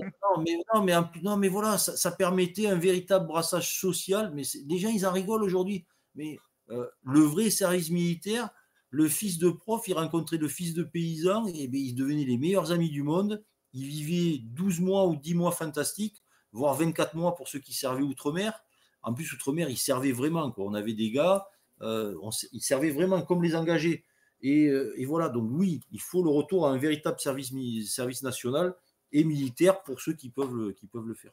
Parce qu'en plus, comme ça permettra d'alimenter la défense opérationnelle du territoire avec une véritable réserve. Excusez-moi, j'ai un frelon qui vient m'embêter, mais c'est bon, je vais l'éliminer. D'ailleurs, je pensais, parce qu'on est tellement parti dans la discussion tout de suite quand on a lancé Ouais, le live, que j'ai ouais. oublié de te présenter en fait. Quand Mais on a c'est pas commencé. grave. Donc, C'est pas grave. C'est donc, pas grave. donc on va le faire maintenant, et comme ça, dans le Ouais. replay, la version podcast et YouTube, je le cutterai, je vais le mettre au début. D'accord, d'accord. Donc, pour ceux qui sont là, vous savez quoi? On est en présence du coup de David Saforcada, qui est un ancien militaire de l'infanterie de marine. Il est actuellement secrétaire général du Centre d'études et de recherche sur le bonapartisme, fondé par Thierry Chauffat en 97. Il est également président du mouvement bonapartiste, l'Appel au peuple, réactivé en 2021. Il a longtemps animé avec Thierry Chauffat le cercle de réflexion France bonapartiste et a participé avec le même Thierry Chauffat à la publication de plusieurs ouvrages, le sigle du cercle des demi-soldes. Tout à fait, c'est tout à fait ça. Tout à fait ça. Je sais pas si tu voulais ajouter des trucs dessus. Non, non, non, tu as tout dit. Bon, on pourra rendre hommage à Thierry Chauffat un peu plus tard si c'est possible, parce que il est décédé un 6 septembre. Et donc voilà, donc c'était hier. Donc voilà. Mais non, tu as tout dit dans la présentation, parce que c'est pas David Saforcada qui compte, mais c'est le bonapartisme. Donc peut-être qu'un jour on fera une émission sur David Ah, Saforcada, oui, mais non, il y avait c'est une pas le question but. tout à l'heure qui était posée par Hugo, c'était justement est-ce que le saforcadisme est un mouvement qui va arriver ou pas? Mais il a raison de poser cette question, parce que il y a certaines personnes, en fait, qui pensent que c'est ça. Déjà, ils pensent qu'on est une secte. Donc déjà, je vous rassure, on n'est pas une secte. On ne sacrifie pas de vierge un soir de pleine lune. On ne sacrifie pas de royalistes un soir de pleine lune. Non, sinon voilà. Fait, du saforcadisme, il faut être sérieux. David Saforcada, tu vois, dans la présentation, tu as dit que j'étais un ancien militaire des troupes de marine. David Saforcada, c'est un soldat du bonapartisme. Alors certains vont se dire, ça y est, le mec, il a le melon. Hein. Non, non, il n'a pas le melon. C'est je suis un soldat, je me bats pour une cause. Et non, je ne suis pas l'instigateur d'une nouvelle doctrine politique. Je ne m'appelle pas Jean-Luc Mélenchon. Je ne m'appelle pas Emmanuel Macron. J'ai pas le. Certains, l'autre jour qu'on a fait l'émission sur Hugo, on dit que j'avais le boulard. Non, j'ai pas le boulard. C'est que je crois en ce que je fais. Je me bats pour ce que je fais. D'accord. Comme j'avais dit dans l'émission, bon, j'ai peut-être un peu le boulard, mais ça c'est normal. Je suis toulousain et supporter du Stade Toulousain, donc on ne peut avoir que le boulard quand on est supporter du Stade Toulousain. D'accord. La grande armée du rugby, c'est le Stade Toulousain. Bref, petit aparté, mais non, il n'y aura pas de saforcadisme. Ou alors, s'il y en a un, ce ne sera pas moi, ce sera peut-être mon fils ou mon petit-fils ou mon arrière-petit-fils. Mais non, non, il n'y a pas de saforcadisme. Le jour où d'ailleurs il y en aura un, je prendrai ma retraite, parce que non, moi je suis personne. Du coup, il y a une question, je pense, qu'on peut repartir. Et Vas-y. quel est du coup aujourd'hui l'avenir du bonapartisme en 2023? Quel est, quand on projette le bonapartisme dans les prochaines années, qu'est-ce que ça peut donner? Quelles sont les ambitions du bonapartisme? La projection, elle sera celle que celle que les militants voudront lui donner, celle que les Français voudront lui donner. Nous, le Bureau national, on a des objectifs que l'on espère pouvoir remplir. Maintenant, je suis pas devin, mais nous, notre objectif, c'est de peser dans le débat politique, dans le débat d'idées. Euh, c'est de, et déjà, nous le faisons, mais à notre modeste niveau, avec les élus locaux que nous avons. Nos élus, localement, pèsent dans le débat local. Et ce débat local, à un moment donné, amène au débat national. Mais l'objectif, 2024, tu en as parlé tout à l'heure, il y a des élections européennes. Bon, nous sommes actuellement dans la réflexion sur les élections européennes. On en avait parlé aussi avec Hugo. Mais l'objectif premier que nous avons, c'est le développement du mouvement, c'est la mise en avant des idées, c'est le recrutement aussi de personnes qui peuvent apporter, enfin tout le monde apporte dans un mouvement politique, mais d'avoir aussi des personnalités qui amènent une médiatisation un peu plus importante, l'accès aux médias nationaux qui est important. Hier, j'ai envoyé à un de mes amis qui est journaliste, je lui disais, regarde, tu n'es pas capable de me faire passer sur ta radio et je passe en direct à Dubaï, sur le BFM de Dubaï. Bon, donc, j'aurais préféré passer en direct sur le BFM français et faire un différé à Dubaï, mais bon, c'est comme ça. Mais par contre, là où nous travaillons aussi, donc, concrètement, c'est 2026, les élections municipales, parce que pour moi, qui suis quelqu'un du terroir, on va dire, tout passe par l'élection municipale. Le combat municipal, ça forge des militants, ça permet d'être au cœur des problématiques de nos concitoyens et de montrer que nous sommes des gens sérieux parce que nous travaillons les dossiers, nous maîtrisons les dossiers. Et ensuite, il sera temps de penser à 2027, enfin, on y pense déjà, mais 2027, l'élection présidentielle et l'élection législative. Euh, Question un peu plus Donc, pour c'est pas un fan club, on est vraiment là pour faire de la politique. voilà. Il y a des vrais Vas-y, vas-y, objectifs pardon, excuse-moi. derrière, il y a un vrai objectif, il y a une vraie structure, il y a une vraie volonté, il y a des idées, Oui, c'est oui, oui. structuré, voilà. Et comme on dit dans le chat, je t'en parlerai après tout à l'heure, il y a pas mal de remarques qui sont remontées. On voit que tu es quelqu'un du coup qui connaît son sujet et qui apporte quelque chose, des idées nouvelles un petit peu. et qui, C'est gentil, merci, mais éclaire en fait sur ce que c'est le bonapartisme, parce que les bonapartistes, on le réduit souvent Napoléon. C'est des fans de Napoléon qui se baladent en bicorne, comme tu l'as dit au c'est début, ça, et qui courent c'est avec leur ça. chevaux. Mais en fait, non, c'est pas ça le bonapartisme. C'est vraiment Non, non, totalement. non, Faut le séparer de la sphère napoléonienne, quoi. C'est vraiment totalement différent, quoi. c'est porter des idées qui sont des idées d'actualité. On est intransigeant sur certains principes, sur certaines valeurs, parce que c'est des valeurs qui sont intemporelles. Encore une fois, la défense de la souveraineté nationale, la défense de la démocratie, le progrès social, ça c'est intemporel. On peut évoluer sur certaines idées, par contre on est intransigeant sur certaines valeurs. Et on restera intransigeant. Encore une fois, j'aime bien aussi faire des rappels historiques, parce qu'aujourd'hui nous sommes un mouvement modeste, hein. Nous ne sommes pas la grande armée, nous sommes un mouvement modeste. Mais en 1940, vous voyez, j'aime bien Maurice Schumann, mais le vrai Maurice Schumann, le bon Maurice Schumann, demande au général de Gaulle, mais pourquoi est-ce que le général de Gaulle est aussi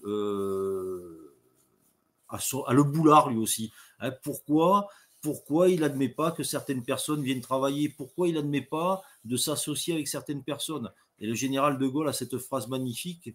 Il lui dit aujourd'hui, nous sommes encore trop modestes pour ne pas être intransigeants. Et bien, l'appel au peuple est encore trop modeste pour ne pas être intransigeant sur les idées qu'il défend et sur les alliances qu'il pourrait faire. Donc voilà. Mais donc, oui, il y a une passion aussi derrière. Ça revient. C'est pas du saforcadisme, c'est un combat pour des idées. Je me suis juré de continuer ce combat lorsque Thierry Chauffat nous a quittés. Hein, je me suis juré que si un jour il devait en rester un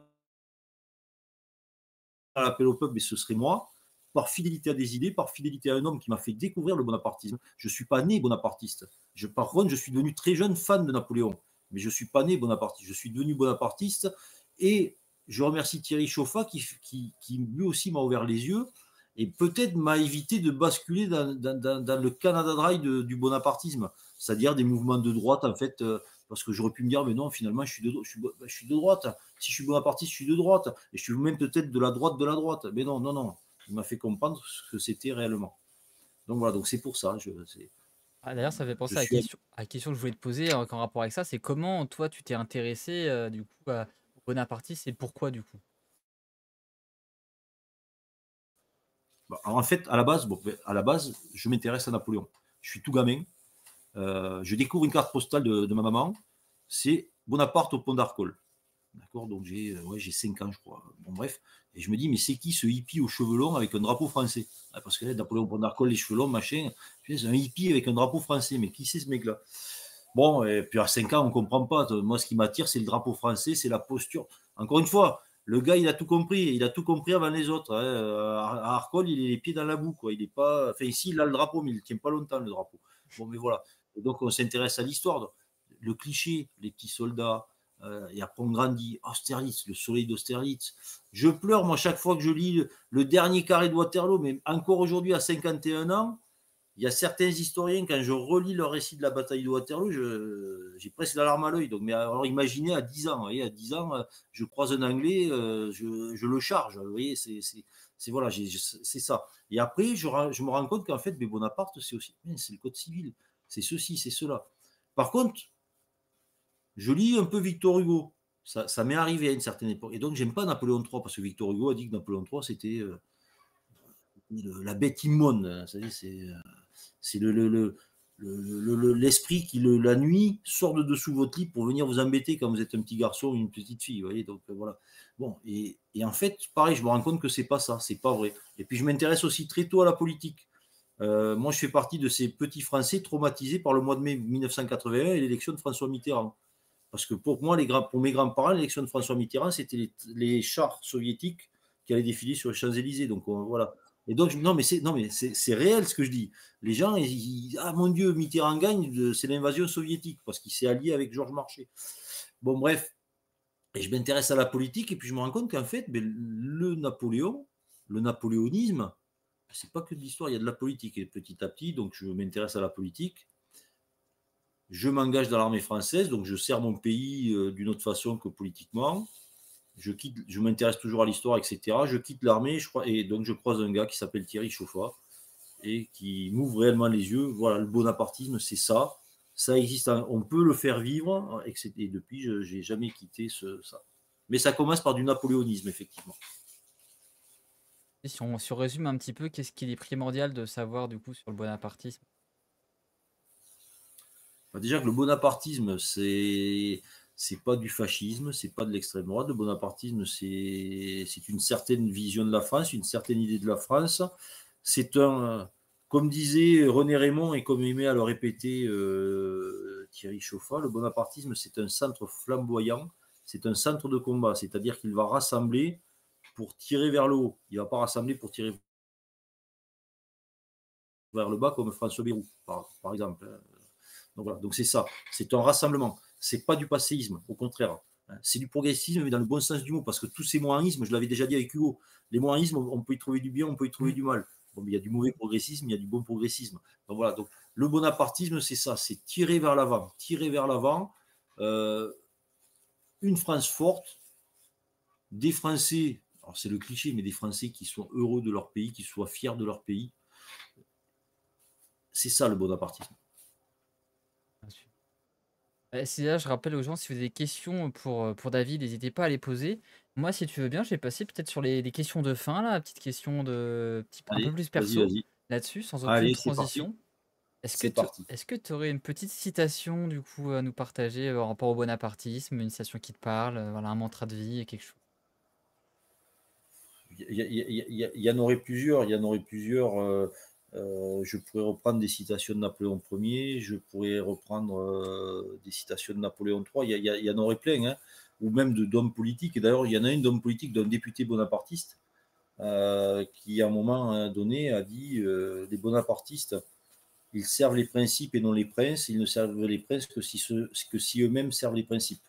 Donc le bonapartisme n'est pas foncièrement un dynastique. S'il s'avérait qu'un prince Napoléon avait des idées complètement différentes, les bonapartistes ne le suivraient pas forcément. C'est d'ailleurs ce qui s'est passé avec Charles Bonaparte lorsqu'il s'est présenté à Ajaccio et contre des bonapartistes. Donc nous ne l'avons pas suivi parce que nous n'avons pas compris. Il ne servait plus les principes. Voilà. Après, bien entendu, bon, je pourrais, c'est pas forcément du bonapartisme, mais Charles de Gaulle, encore une fois, la phrase peut-être la France à la grandeur.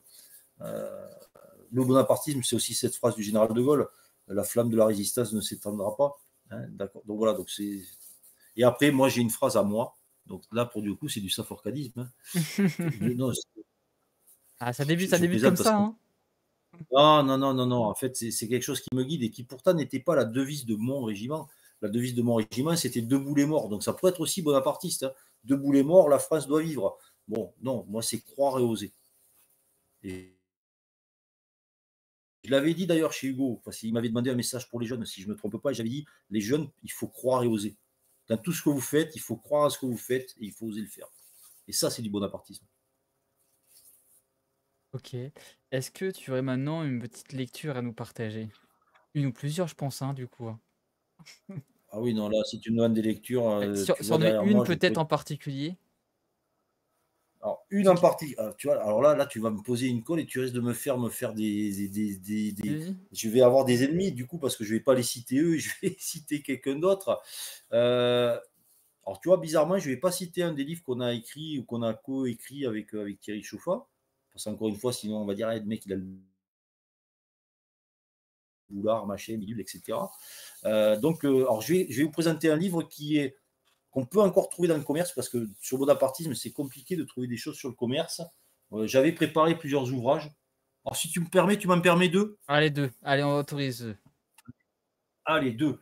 Alors, le premier, c'est Bonapartisme et gaullisme de Francis Choiseul, donc dans lequel il vient nous expliquer les parallèles entre le bonapartisme et le gaullisme, et les parallèles entre bonapartisme de paix, bonapartisme de guerre, gaullisme de paix, gaullisme de guerre. Donc, si vous voulez avoir une magnifique thèse pour comprendre le bonapartisme, je vous conseille donc Bonapartisme et gaullisme de Francis Choiseul. Et si vous voulez, alors là, on va être plus dans l'histoire. On va être plus dans l'histoire. Et puis, non, mais je vais me faire des ennemis, Romain. Là, tu me fais pas un cadeau, quoi.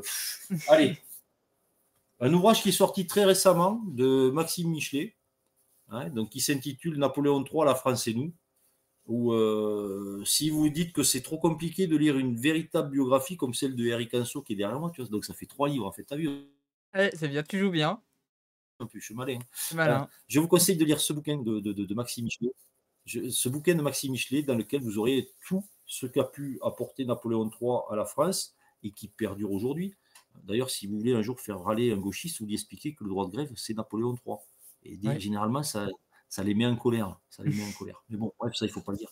Donc, Maxime Michelet, là, vous avez un bouquin d'histoire. Et après, j'avais préparé toute une pile, mais bon, on va s'arrêter à deux. Ouais, bah, en plus, ça, pour ceux qui veulent savoir, on a fait un super podcast du coup sur Napoléon III pour voir tous les apports sociaux de Napoléon III et même les aspects un peu plus négatifs. Donc, on a fait une petite. Donc, voilà, pour remettre un petit peu au goût du jour Napoléon III. Est-ce que tu as peut-être des supports sur d'autres médias, chaîne YouTube, podcast que tu conseillerais sur le sujet? Alors sur YouTube, je vous conseillerais de taper, enfin, vous allez sur un moteur de recherche, vous tapez Thierry Chauffat. Je vous conseille toutes les conférences de Thierry Chauffat, hein, du regretté Thierry Chauffat. Vous tapez Joachim Murat, je vous conseille toutes les conférences ou les prises de parole de Joachim Murat. Ensuite, bon, n'hésitez pas à aller sur le site de l'Appel au Peuple, hein, d'accord.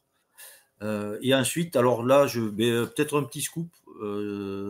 Donc, tu as dit que j'étais le secrétaire du cercle, euh, du CERB, du Centre de recherche et d'études sur le bonapartisme. Pareil, Thierry Chauffat m'a demandé de reprendre le CERB avec Adrien Nazareth, qui en est le président. Et là, moi, je suis en train de travailler, je suis en train de réfléchir, mais ça prend du temps, et donc ça va peut-être empiéter sur mes activités politiques. Donc, il faut que je trouve le temps de le faire. On va essayer de scanner toutes les revues du CERF depuis le début, et comme ça de pouvoir les proposer en format PDF aux étudiants qui font des recherches sur le bonapartisme. Hein, on mettra en ligne lorsque tout sera fait, ça va prendre du temps, mais lorsque tout sera fait, on aura l'ensemble des numéros existants avec les sujets. Et donc, si des étudiants veulent travailler sur des sujets de thèse ou autres, ben, ils pourront se venir s'approvisionner auprès de nous. Et on créera même peut-être un site sur le centre d'études et de recherche. Ok, merci. Il y a plein de messages à te transmettre qui sont plutôt positifs que je te transmettrai à la fin. Du coup, je les ai pas oubliés. J'ai noté tous les messages que vous avez envoyés. Je les Ouais. transmettrai du coup à David. Est-ce que du coup, maintenant, tu aurais peut-être un conseil à donner aux gens? Ouais, c'est compliqué parce qu'encore une fois, tu vois, on n'est pas là pour donner des leçons aux gens, donner des conseils. Pour donner des conseils, il faut connaître les gens. Les conseils ils peuvent être différents en fonction des personnes. Donc, encore une fois, cette devise qui est croire et oser, même si c'est à l'opposé de ce que je pense moi et que c'est pas un danger pour la France. Donc, si vous êtes islamiste, coupez le son, coupez l'image et m'écoutez pas. Parce que je ne vais pas vous dire croire et oser à vous. Hein. Par exemple, je prends ces gens-là, mais je pourrais en citer d'autres. Non, mais croyez en ce que vous faites et osez, osez, osez, osez. Euh, et il y a une chose que moi j'ai appris à l'armée, euh, celui qui abandonne une fois abandonnera toute sa vie. N'abandonnez jamais. Sauf si vous êtes à l'article de la mort, mais sinon n'abandonnez jamais. Croyez en ce que vous faites. Avancez, avancez, avancez, avancez. Ok, merci. Est-ce que du coup, tu peux me dire du coup ta personnalité politique historique favorite vivante ou morte? Mais là c'est pareil. Alors vivante, ça va être compliqué. Sincèrement. Non, non, franchement, parce que là, favorite, il y a des gens que j'aime bien, mais de là à dire que c'est ma personnalité favorite, voilà. Et bon, morte, c'est compliqué. Mais on va essayer d'être quand même moderne, Philippe Seguin. Philippe Seguin. Ok, très bien. Quel est Qui a ton... écrit une biographie de Napoléon III qui est derrière moi, donc quatrième Ah, bouquin. quatrième bouquin, bah, il est bien placé, nickel. Euh, Quel est du coup ton prochain défi? Mon prochain défi, Hmm. personnel ou politique? Les deux. Les deux. Alors, personnel. Alors, le premier qui rigole, ça va mal aller pour lui. Personnel, c'est de faire un combat en compétition en kickboxing. Faut pas embêter Voilà. David du coup. Ok, on comprend. Non, non, alors là, pas du tout, pas du tout. Mais non, non, parce que Dans mon club, on est en train de me dire, ouais, à 50 ans, tu peux encore y aller, donc il faut y aller. Donc je me dis, ben, je vais y aller, quitte à prendre une branlée, mais je vais y aller. Donc, voilà, ça c'est le défi, c'est un des défis personnels. Ouais, j'aurais pu faire le truc un peu plus truc, avoir ma maison, mon chien, mes enfants, mais bon, tout ça c'est déjà fait, donc c'est plus un défi. Et ensuite défi politique, ben, c'est de porter le plus haut possible l'appel au peuple et espérer avoir une certaine personnalité candidate en 2027. C'est un bel objectif, on vous le souhaite en tout cas, hein. Bon courage à vous et bonne réussite en tout cas. Merci. Euh, Il y a des choses rigolotes dans le chat. Est-ce que du coup, tu aurais quelque chose à ajouter? Bah, on pourrait y passer la nuit, donc ça, c'est pas le genre de question à me poser, quoi, Ah! hein, Alors, première chose, si vous, grâce à moi et modestement, vous avez réussi à voir ce qu'était réellement le bonapartisme et que ça vous intéresse, vous pouvez adhérer à l'appel au peuple, hein, c'est 30 euros l'adhésion. Pour les jeunes, c'est un peu moins cher. Hein, donc là, je fais ma pub, tu vois, donc je rajoute quelque chose. Mais non, sinon, intéressez-vous, continuez. Je ne sais pas combien on a de personnes de présentes, etc. Mais continuez à vous intéresser, cultivez-vous, cultivez-vous. Non, mais oui, cultivez-vous. Euh, Restez pas enfermés. Ouais, les bonapartistes, c'est des méchants fachos. Non, vous avez vu que c'était pas le cas. Euh, Cultivez-vous. Mélenchon est un mec vachement ouvert. Il a fait des hologrammes, donc il est un peu progressiste. Mais bon, apprenez à découvrir que c'est pas vrai. Euh, ouvrez des livres, cultivez-vous, sortez des sentiers battus. Voilà, il faut sortir des sentiers battus. Voilà. Sinon, après, je pourrais rajouter plein de choses, mais on va repartir dans l'histoire, etc. Ouais, Je vais être obligé de te présenter d'autres bouquins, et bon, et donc on va pas en finir. ouais, bon, on avait pas mal de choses, peut-être des questions que je vais te poser, dernières questions qui ont été posées. Il y avait des choses qui ont été partagées. On disait, David, franchement, la réaction du chat après ton interview chez Hugo est intéressant. On a découvert un courant poétique qu'on ne connaissait pas et moins flippant qu'on craignait. Droite gaulliste et à juger le chat. Ouais, alors non, pourquoi droite gaulliste? Gaulliste, à la rigueur, si vous voulez me qualifier de gaulliste, qualifiez-moi de gaulliste, mais pourquoi droite? Le gaullisme, encore une fois, c'est pareil. Un député bonapartiste disait que la France, elle n'est pas hémiplégique. Elle a un bras droit, elle a un bras gauche. Le général de Gaulle, il disait la France, c'est pas la gauche, la France, c'est pas la droite. Non, dites gaulliste. C'est pas un gros mot. Bonapartiste, c'est pas un gros. On n'est pas obligé d'y rajouter droite ou gauche. Non, gaulliste, bonapartiste. On en avait une autre un peu dans le sens aussi, dans ce sens-là, qui était aussi un Ouais, compliment quand même, je le prends comme un compliment. Tous les droitards avaient le niveau de David, on vivrait dans une société bien plus parlementaire. ouais. Alors, moi, je le prends comme un compliment. C'est la première fois, donc en gros, il me traite de droitard. Mm. En gros. Hein. Un Ah petit oui, peu. si je comprends bien, Voilà, on dit que t'es si un je peu à comprends droite, bien, il hein. me traite de. Donc c'est peut-être quelqu'un de gauche, mais il y a déjà du progrès. Parce que Voilà. généralement, les mecs de gauche, quand ils ne me connaissent pas, ils me traitent de facho. Donc maintenant, c'est droitard. Donc continuons et dans un mois ou Ça deux, on traitera progresse. de bonapartiste, de ce que je suis. Non, non, mais oui, enfin, oui et non. Bon, je ne suis pas droitard. Je ne suis pas gauchard non plus. Mais ça fait moins bien gauchard. Ouais, c'est vrai. Mais ouais, du coup, ça fait moins bien. Euh, non, mais ok, je le prends comme un compliment, On te malgré remercie que je ne aussi sois du pas. coup pour ton analyse et tout coup. Vas-y, maintenant je sais ce que c'est du coup le bonapartisme moderne. Et on te disait aussi, si vous bouffez des voix au FN, vous semblez moins taré qu'eux, c'est bien. Et ma plus grande fierté, enfin, une de mes plus grandes fiertés, c'est en 2000, mais j'ai plus, 2014, je crois que c'est. Le FN sur la Haute-Garonne, j'ai des gens qui sont devenus des amis intimes d'ailleurs, euh, quittent le FN avec perte et fracas, parce que la dame, elle se reconnaîtra, je ne vais pas citer son nom, hein, est d'origine maghrébine, mais elle croit aux idées défendues par le Front National. Jusqu'au jour où elle va dans une réunion et où un membre du Front National lui dit, bon, toi, tu sais, de toute façon, là, on se sert de toi parce qu'on a besoin de toi, mais le jour où ça arrivera, tu finiras dans un camp. Bon, bref, et donc ils font un bouquin, etc., etc.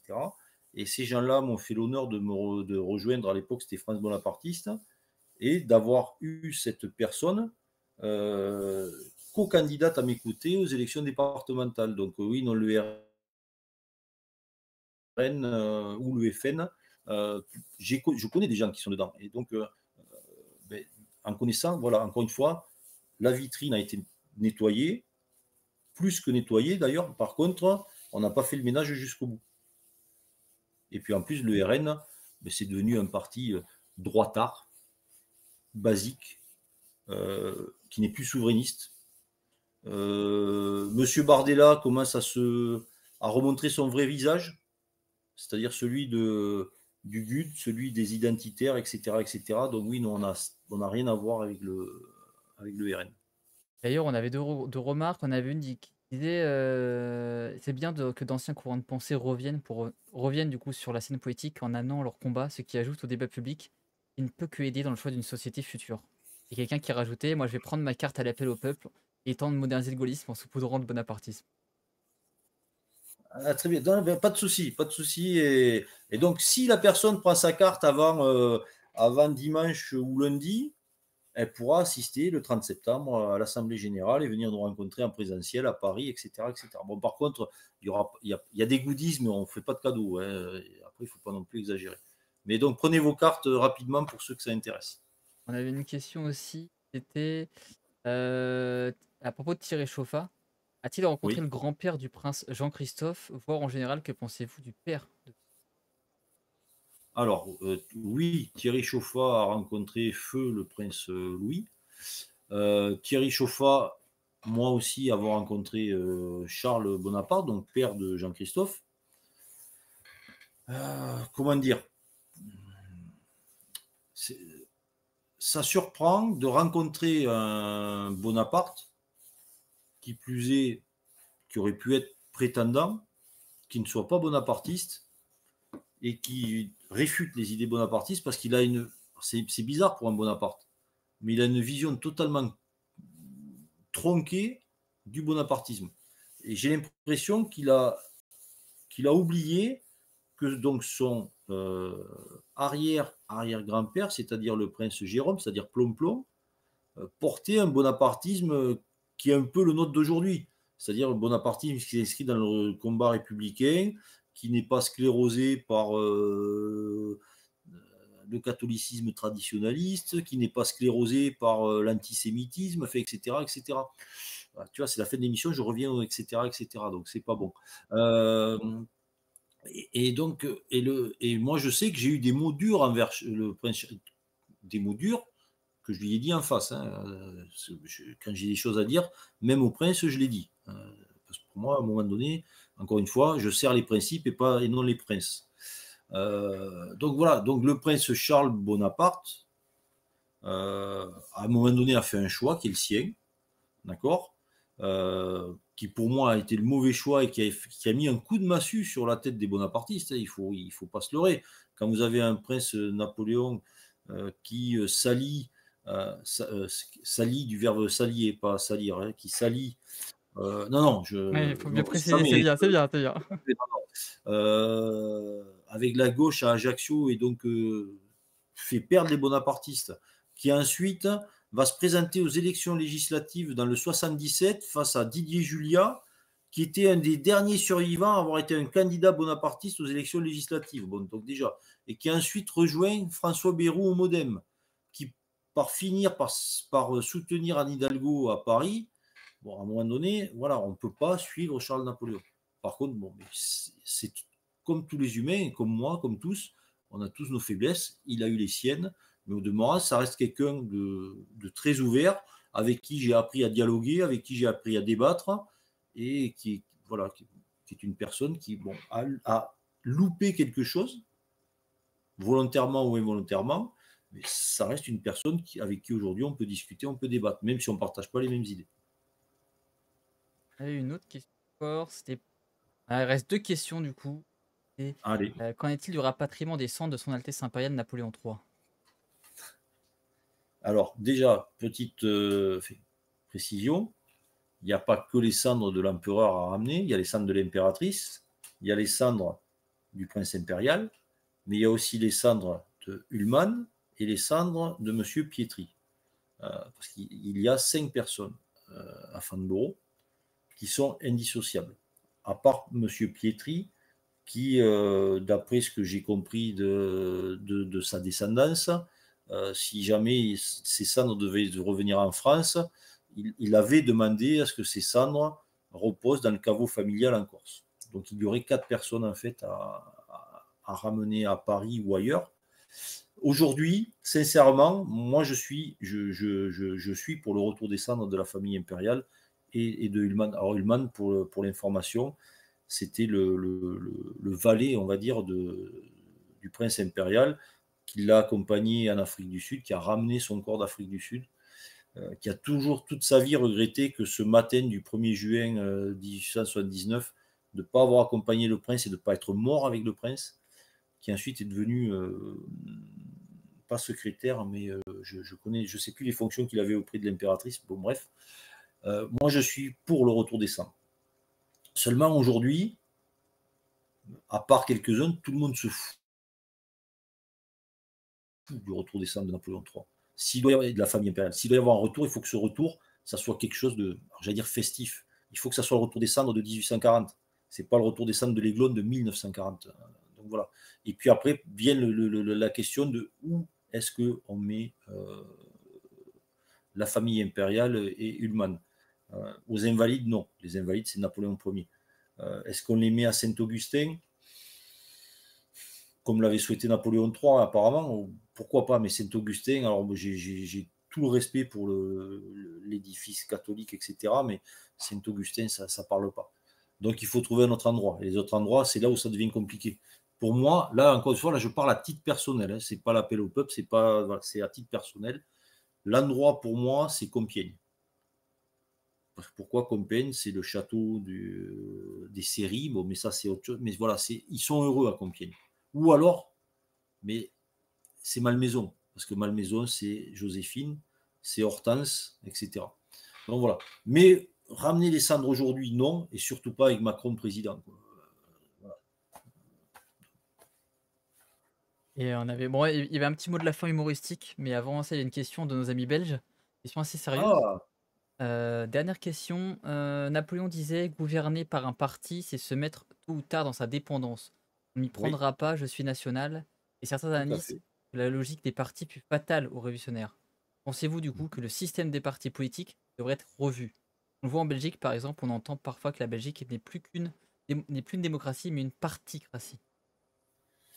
Ouais. Alors, les propos de Napoléon, en fait, on n'a pas de parti politique à proprement parler. Lorsqu'il parle de parti, c'est les Jacobins, c'est les Girondins, c'est les royalistes, etc. On n'est pas dans du véritable parti politique. Effectivement, il est national.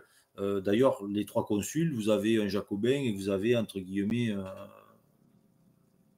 royaliste modéré. Ensuite, les partis politiques, aujourd'hui, malheureusement, si vous voulez faire de la politique en France, il vous faut un parti politique. Ou alors il faut revoir ne serait-ce que le financement. Aujourd'hui, si vous voulez financer une campagne, si vous n'êtes pas un parti politique, c'est très compliqué. Si vous avez des élus et que vous n'êtes pas dans un parti politique, ça devient très compliqué. Et puis en fait, et puis un chef d'État, oui, un chef d'État, un candidat, il doit être au-dessus des partis. Il se fait aider par des partis, mais il doit être au-dessus. Aujourd'hui, la problématique des partis viendrait si, comme certains le souhaitent, on passait à une 6e République qui serait ressemblante à la 4e, où là, on rentrerait dans le jeu des partis, le jeu des alliances, et là, ce serait vraiment problématique. Alors, je suis désolé pour nos amis belges, j'avoue ne pas connaître les subtilités de la politique belge. Bon, je connais certaines subtilités, notamment des mouvements rattachistes wallons. Alors j'espère que je ne vais pas froisser mes amis belges. Mais voilà. En fait, les partis, c'est comme la Constitution. Ce n'est pas eux qui sont en tort, c'est ceux qui sont dedans et qui s'en servent euh, pour leur gloriole personnelle ou pour leur personne propre et non pas pour ce que doit être un parti politique, c'est-à-dire une force de proposition ou une force de gouvernement. Eh ben, très bien, merci pour la réponse. Alors, en tout cas, apparemment tu as, bah, Stéphane, si tu as, n'hésite pas à me dire. En tout cas, merci. On avait une dernière remarque moi aussi qu'on disait, est-ce qu'en tant que fan de Anne de Bretagne, est-ce qu'on peut rejoindre du coup la France bonapartiste? Alors, l'appel au peuple. En tant que fan de Han de Bretagne, bah, oui, oui, oui, oui, parce que j'ai un petit faible pour cette dame qui, quelque part, contre son gré, a donné à la France cette belle région. J'ai encore d'autant plus un petit faible pour elle que j'oublie pas certains abrutis qui ont essayé de détruire sa statue, notamment je crois que c'est dans les années 30 ou 40. Bref, oui, oui, oui, on peut être fan d'Anne de Bretagne. Et vous voyez, même le Commingeois que je suis, là c'est le provincial qui va parler, le Commingeois que je suis, accepte même les fans de Simon de Montfort. Donc si vous êtes fan de Simon de Montfort, vous pouvez rejoindre l'appel au peuple aussi. Bon, par contre, vous évitez de m'en parler lorsqu'on fait des banquets bonapartistes, vous ne venez pas parler de Simon de Montfort. Mais oui, on peut être admirateur d'Anne de Bretagne, de Stanislas de Lorraine, de qui vous voulez. Eh À ben, ce très bien. moment où On te remercie appartenez d'ailleurs d'être fan de la Bretagne. En tout cas, moi, on arrive sur la fin. Je vais te remercier déjà pour la présence, pour les réponses aux questions. C'est vraiment très, je t'en très prie. apprécié. Les gens ont aimé du coup aussi le fait que tu présentes un petit peu bonapartisme pour démystifier un peu c'est quoi le bonapartisme en 2023. Donc merci aux gens qui étaient présents, tous les moussaillons, à tous les matelots qui sont présents à bord. Donc merci à vous pour votre présence.